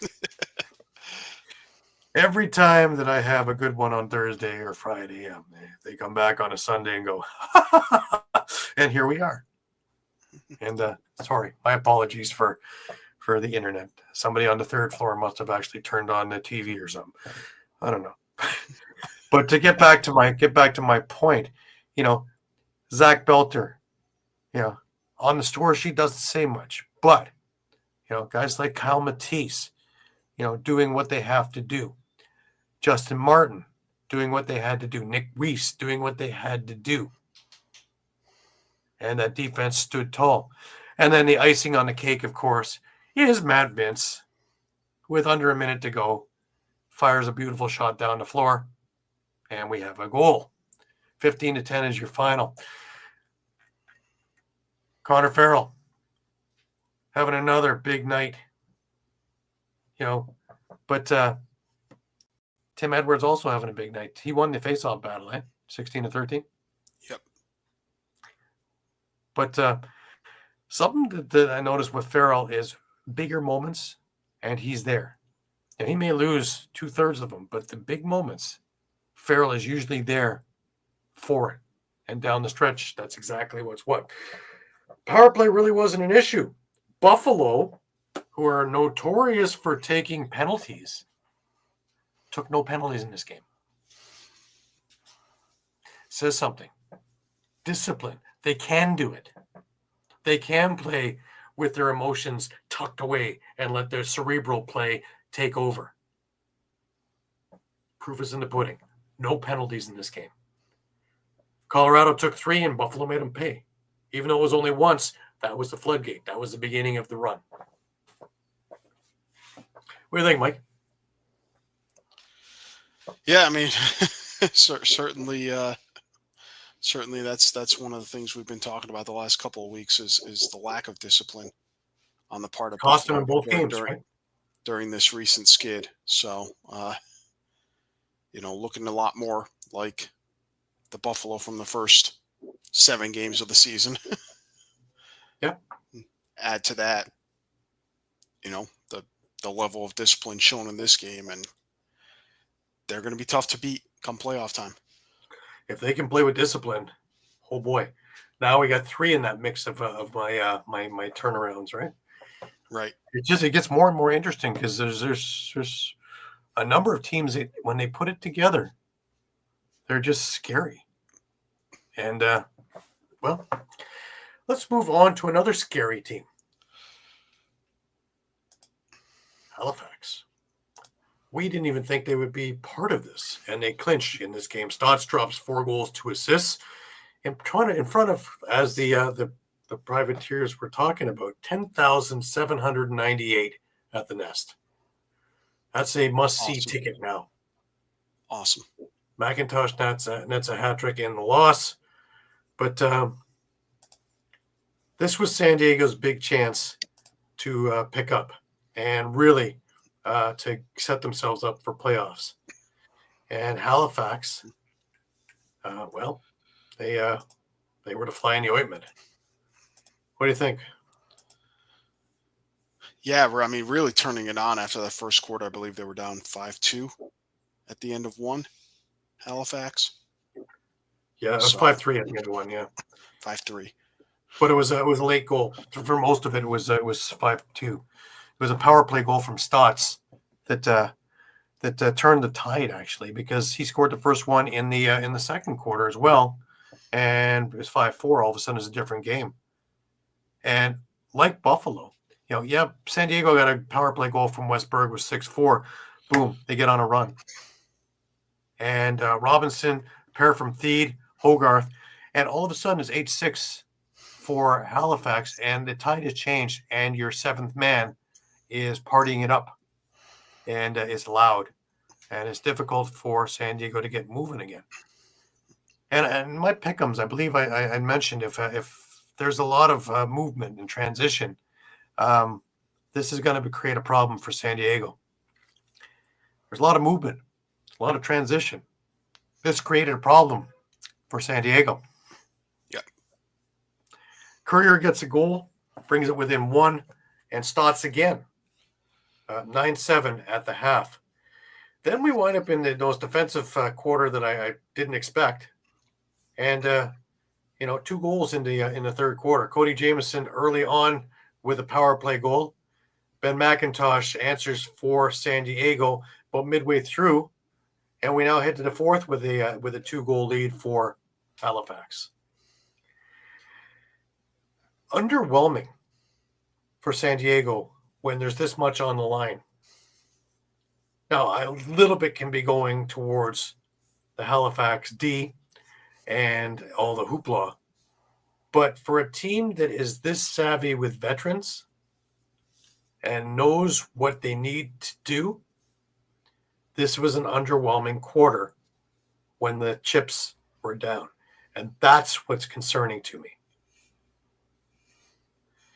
Trevor Baptiste as more than a Fogo. Is it a liability or is it an asset to your transition game and defensive game?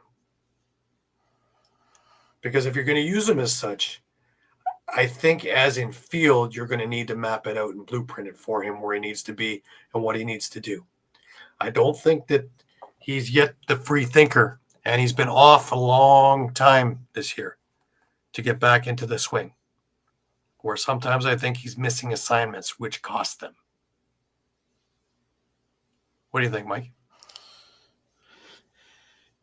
Yeah, I have a hard time fully agreeing with you on that because of just what he brings to the team as far as face-offs, and which was something where since he's been injured, they haven't been very good. They've been sorely lacking. I mean, guys like Trey Claire and Danny Logan have tried their best, but yeah. The one guy who was doing well, they cut. So figure that one out. But Jake Withers took him to school, and this one was 16-11 for Halifax in faceoffs. So even that wasn't working in their favor. But undisciplined. That's another team that's undisciplined. Halifax went 3 for 3 on the power play. You know, it's not like they took 1,000 penalties, but timely. Yeah. Timely. If they can have a game where they only take 1 penalty or no penalties, I think they win. But as soon as they start giving up power play goals, you're all of a sudden you're just handing it. And their power play wasn't working. They went 2 for 7 on the power play themselves. So they weren't able to take advantage, whereas Halifax did take advantage. So 2 big swings, and in a 13-10 game, that's all you really needed, really. That's all you need, yep. Just a little advantage and a run. And they got both. And he got a hot stick with Randy Stotts. You know, again, looking at stats, though, you know, Stotts, he takes a lot of shots, man. He takes a lot of shots. And he had 12 shots in this game. When he's hot, let him take 50 shots. Yeah. But, again, Clark Peterson filling in a different role now, a la Cody Jamieson, really, as a facilitator, goal and 6 assists. Just as important when you have a hot stick in there. Hogarth doing what he's supposed to be doing out front. 2 goals, 2 assists in this game.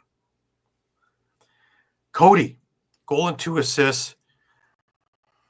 Really wasn't much of an issue in this thing. 4 shots on net, too. So he wasn't that dangerous Cody Jamieson that we've seen in the last number of weeks. But again, when you have guys like Peterson and guys like Randy Stotts, he doesn't need to be. So he can pull back a little bit and do off-ball setting picks. You know, still a big body to move. And his IQ, lacrosse IQ, is through the roof, knowing where he has to be. I'm hearing a lot of dissension, and it's funny because it's the owner's family with Wakeriat Bowhunter. And he had another rough game. A couple of shots on goal, but zeros across the board. Should they be thinking about putting somebody else in the lineup instead of him? Come down the stretch in the playoffs. Like Cole Kirst. That's exactly what I'm thinking. You know. So. You know, and you know, Duncan Thompson with 26 penalty minutes. That one hurts. Yeah. You know, relax. Team first. But Halifax clinches. Halifax gets the win. San Diego puts themselves in a bit of a pickle. And that leads us up to today's game. Yes, there was a game today. Yes, it was. It was in the late afternoon, early afternoon if you're in Vegas. Yes, you're reading the score correct. Las Vegas beats Toronto 14-13 in OT. Josh Dahlwick gets 5 goals to continue leading the Toronto Rock in points. 5 goals and an assist. Where this gets to be a little bit painful is that Toronto had a 2-goal lead with 2 minutes to go. And not only did they give up the lead, but they gave up the overtime goal as well. This game was strange right from the get-go. Kyle Killing gets a goal right away. Minute 10 in. And even the fans hadn't come from the bars yet, haven't sat down yet. It was 1-0. Josh Dahlwick comes back with a pair of beauties. One in transition, and then one off of a Brian Cameron pass. And it's 2-1 Toronto. Grennan adds one. It's 3-1 Toronto. And this was a howitzer from the outside. Boucher found him, and he just fired a laser that beat Justin Getty. In fact, that was the end of Justin Getty's night. Right there. In comes Landon Kells. And it seems as though when they make a goalie change, all of a sudden the team wakes up. So like Jake Elliott said, maybe they should put a goalie in 30 seconds in, regardless, just pull him and put the other guy in. Just get the win. Makes sense. We had Adam Poitras sighting. He converted a Dylan Hutchison pass, and it was 3-2. Challen Rogers fires another howitzer off a Josh Dawick pass, and it's 4-2 Toronto. Kirst gets one with 13 seconds left, and it's 4-3. This is the game that we were in the middle of, and it stayed this way. Jonathan Donville and Holden Catoni get a couple of quick goals to start the second. So we're only a minute and a half in, and now Vegas got a lead. Elijah Gash, some transition, please, from Troy Holochuk. And it's 5-5. Goodwin gets one for Vegas. Dawick gets his third of the night, and it's 6-6. Sean Wesley gets one. Nathan Grennan gets his second of the day with just 37 seconds left, and tied looked like it's going to go into the fourth, tied 7-7. Or going into the half, sorry. Tied 7-7. Jack Hanna scores with 6 seconds left. And it's 8-7 for Vegas. These are killers. These are killers. You know, a couple of seconds left, you think you're out, and bang. How does the third start? Well, Vegas comes out on fire. Donville and Wesley score, and it's 10-7 for Vegas. And you think, oh, God, what is wrong with this Rock? The Rock put together a run of their own to end the third quarter, mostly on Josh Dawick. You know, a couple of years ago, I would never think that this would be the only thing out of my mouth is Dawick. But this is the only thing out of my mouth, and this juggernaut of an offense, Dawick. Well, Dawick gets 2 of the 3. Dan Craig, there's a Dan Craig sighting in this game. And it's 10-10, excuse me, going into the fourth quarter. Now, to continue the run, thinking that the Rock have got it sorted out, Challen Rogers scores about 3-4 minutes into the fourth quarter off a Chris Boucher pass. Justin Martin with transition off a Brad Cree pass, fastest guy in the league. 12-10 Toronto with, a couple of minutes. Well, there's 11, almost 12 minutes left. Poitras gets one back. It's 12-11. Nathan Grennan with his third of the night. That's a great signing, eh? Yeah. The two guys they said they can build around who are not the big guys, it's Grennan and Dawick. And I sure hope Toronto is figuring that out now. But, maybe a trade of Tom Schreiber, who's still high value, and start getting some other guys for that value. First rounders for the 2026 draft to continue the rebuild, because we're looking at not 1 year, we're looking at a dynasty. Kyle Killen comes back with a power play goal with 2 minutes to go.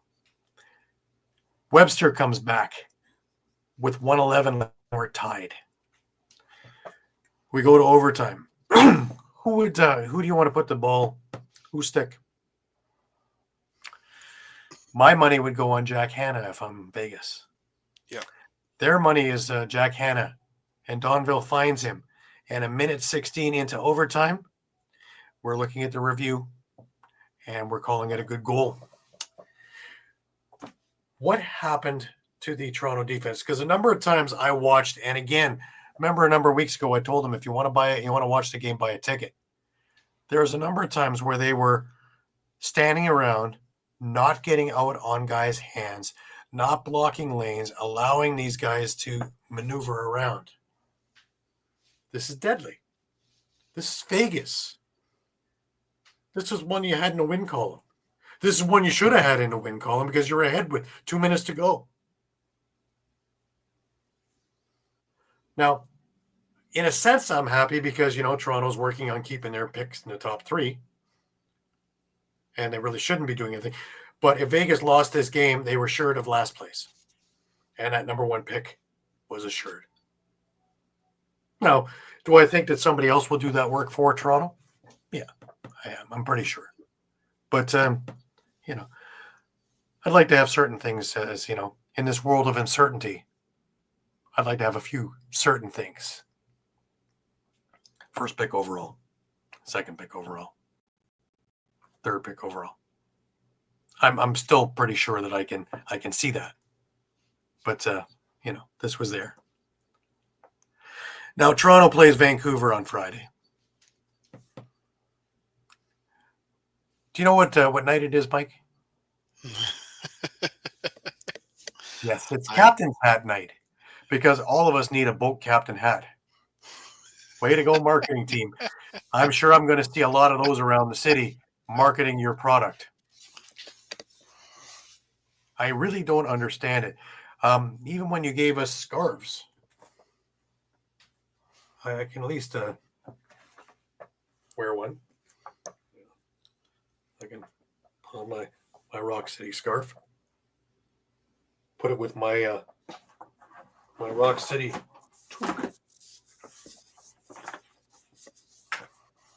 And out into the winter months I can go. A captain's hat? Where am I going with that? A gag knife? I'm trying to, all jokes aside, I'm trying to figure out where would I, except for the game that we're all going to be putting them on because, they happen to be there and it's easier to wear it than hold it. The logic. And trying to rock a boat now? We're hitting an iceberg, but I don't quite understand it. Is there a boat cruise that they're trying to push, or we need, or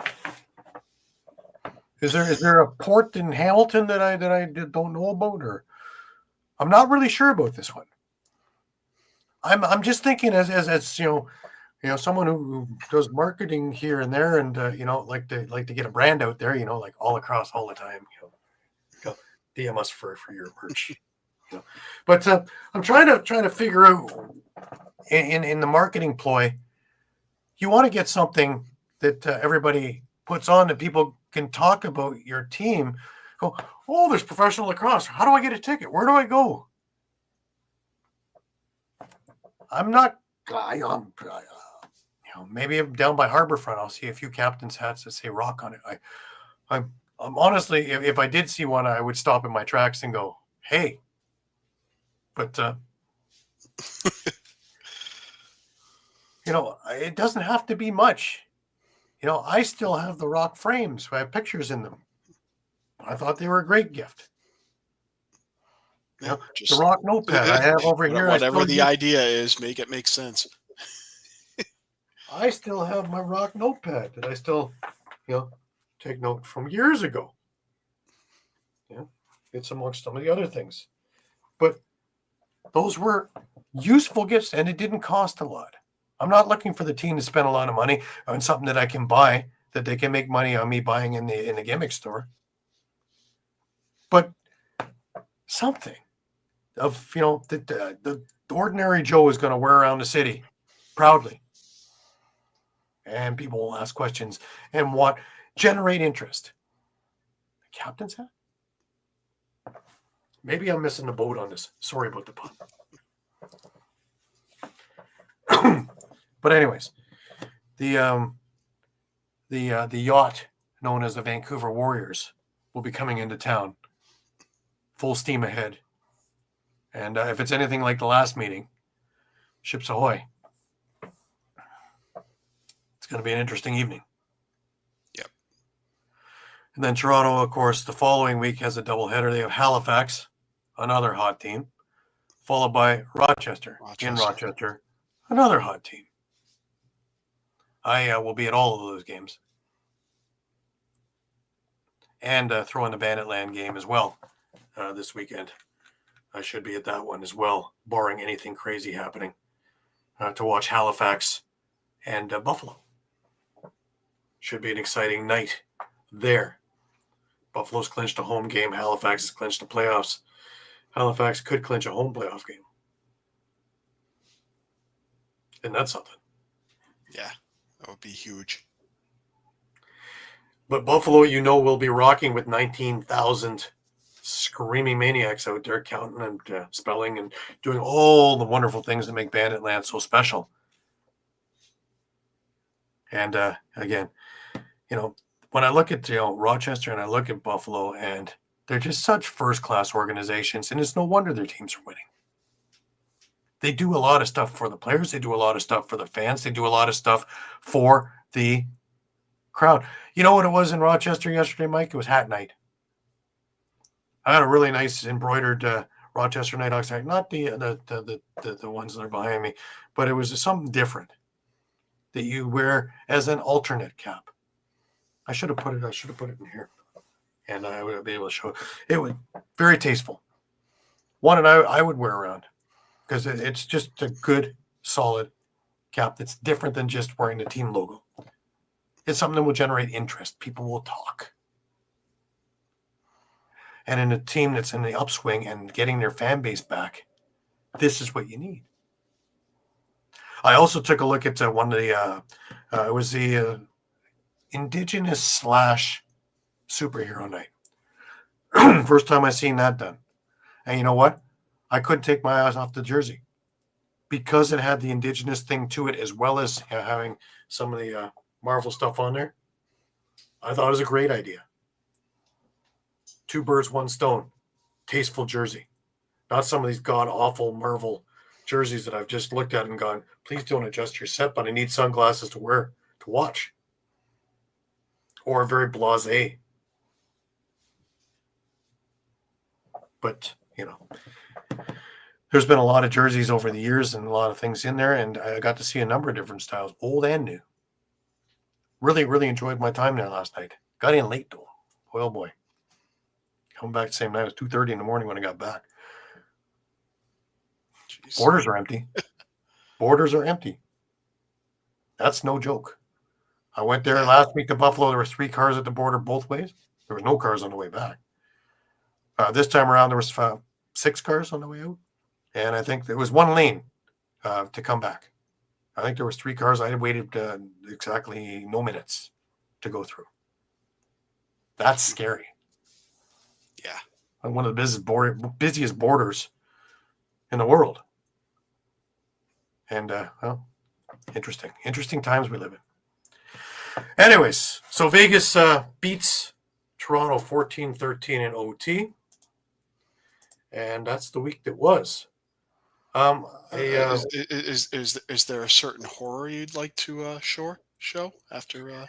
I would, but I honestly, I was so busy helping Rod and stuff like that. I never got the final pick'em numbers up there. I'm sorry. I can read us through this horror. Could you? Because the end dog there just kind of finished us off there. Just ever so it certainly helped Pat. That Las Vegas win gave him a 5-2 week. Gary and Caden both had 4-3, and Shawn and I went 3-4 on the week. So Gary, you're still in the lead at 64-48.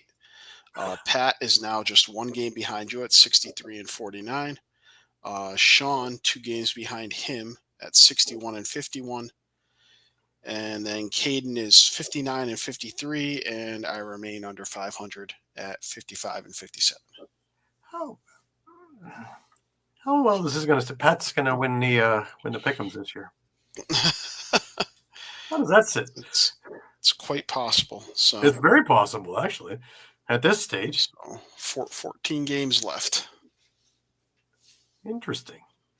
In the regular season, anyway. How many of us went when we saw Pat's pick? Yeah, he's smarter than all of us in this one. Yeah.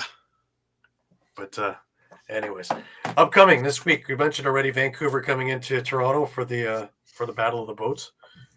Vegas is in Ottawa. I don't even know what to pick anymore. Yeah. I really don't. I hands down would have been Ottawa 2 weeks ago. Right now, I really don't have a clue who I'm going to be. I might just throw the old dart and go, that's who I'm going to go.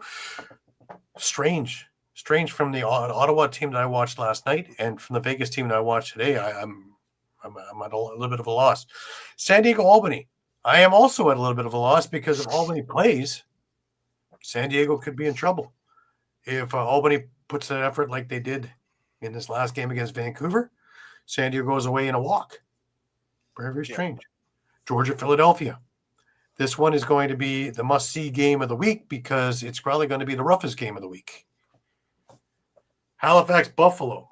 Whilst Buffalo really doesn't have much to play for other than they want to go into the playoffs on a high, Halifax still playing for a home game clinch. So, and I don't think Buffalo wants anybody to walk on their floor and walk over them. So, pride is going to be. That's already happened 3 times this year. So, yeah, not when it has to do with a home playoff game, though. And this is also a message for the playoffs. Saskatchewan and Colorado, both teams underwhelming this week. Both teams need a really good performance just to right the ship. And Colorado really needs it at home to have a chance at being in the top 8 to be in the playoffs. There's still an opportunity. So it's going to be interesting. But I don't think Saskatchewan wants to sit there and have a second loss in a row as they are trying to still finish top in the league. Major opportunity gone by losing this week. Yeah. So, but second place, who does that get you right now? Oh, right now it would be San Diego. San Diego. Right. Buffalo would face Colorado in the playoffs. That'd be interesting. How about, the Rochester-Vancouver first round thing there? It would be a home game for Rochester. Yeah. Interesting. But like I say, Rochester has another opportunity, and this makes it all the more interesting with Halifax, right? Because Halifax plays Buffalo, but then they play Toronto. Now, all of a sudden, Toronto's season comes down to, can they stop Halifax? And can Rochester leapfrog them? Because it's both in that weekend. Both teams see Toronto. Yeah. So if Toronto gets up for it, and they can, let's not forget, Vancouver's going to make up. Rochester's off next week, so Vancouver is going to make up. Vancouver and Halifax are going to make up that game in hand on Rochester. Mm-hmm. Now Vancouver 0-1 against Halifax, but they're 1-0 against Rochester. So, and then of course we know Halifax and Rochester are split. Those 2 games. 0.1 second. Correct? Yep. That's the difference. 0.1. Otherwise, that could have been a Rochester thing there. And we don't even talk about this because Rochester's up sitting in third place alone. Yeah. Those 2 games where they lost in the last couple of seconds. Right? Back to back. Right. Don't tell me these games don't matter mid-season, middle of January, late December. They matter. They all come down to now. They all do. And now everybody's scrambling for things because of that. Let's not take, we're looking at Colorado, we're looking at San Diego. Let's not take Calgary or even Ottawa out of the mix because Ottawa's still in striking range. They did a lot of disservice to themselves this weekend, but very possible if San Diego or Colorado do like they did this weekend, then it's possible. There's still I think a couple of thousand scenarios that can happen, right? Yeah, and like I said, just going back to that, next week with Rochester not playing and Halifax and Vancouver are going to catch up in the number of games played. Should Halifax lose and Vancouver win, you're looking at all 3 teams at 10-7. Halifax gets the edge on the aggregate because they're 2-1. Then Vancouver's 1-1 and Rochester's 1-2. So you're talking 3rd, 4th, 5th seeds. You're talking now Rochester's on the road at Vancouver, first round. If everything stayed the same in week 21. Right. All right. Well, that keeps it very, very interesting. Let's leave it there for now. Just a reminder to everybody that we are on Facebook, we're on Twitter, we're on X, we're on Instagram, we're on YouTube, we're on Thread. Please come back and check with us a couple of times a day because the news is always changing. We have our fingers on the pulse of the situation, whether it be NLL, whether it be PLL, whether it be MSL, WLA. Everybody's ramping up for one season or another. Some seasons are coming to their next season. We also have all kinds of things going on when it comes to world lacrosse news and other things going on. The Rebeski tournament's going on in a couple of weeks' time, as you've seen tonight with the Privateers. And, of course, the Gales going on over there. So it's going to be a very interesting and a busy time. So stick with us.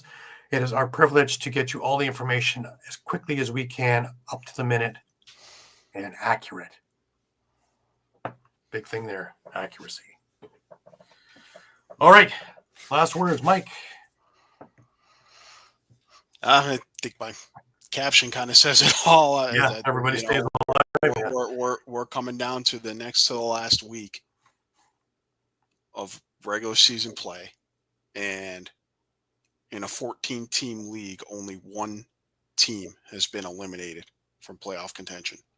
So, the unified standings are working the way they're supposed to be working. The schedule's working the way it's supposed to be working, and I know there's rumblings of missing old rivalries, or more games in old rivalries during the season than what we have now. But, I think everyone playing everyone is, you get your litmus test everywhere. I love it. So I love it. I absolutely love it. And, the old rivalries, it gets tiresome. How many times you want to watch Buffalo, Rochester, Toronto, Buffalo? It's let's see all the teams and all the players and be astute on all things and let everybody have those travel issues and have those other things where it's not just the West teams that get screwed with major travel. Let everybody have a little bit of taste of that. And then we'll see. And let the champions be the true champions that survived all of this. To me, that's in the upswing. Yeah. Me personally, it's I just love watching all of this stuff. And again, I love being in all these cities. Next week again, it's Mississauga and it's Bandit Land. So it's going to be exciting times. Great action overall. Lots of things going on. And of course, the Rebeski tournament in a couple of weeks' time to get back out to Prague. So looking forward to all of that. Next week, we should have Shawn back now that the curling is done. So he'll be back with us. And we should have Caden back with us next week, too, I hope. Hope it's all well. Hope everything's good with you, Caden. But we'll see everybody next week for yet another version of All Across Live. I'm Gary Groob in Toronto. For Muffler Mike over in Connecticut, have a great week. Remember, keep your stakes high. Keep your spirits higher. Have a great week. And until we meet again, be well. And just keep your bases to those stats because, man, it's going to be a busy, busy time.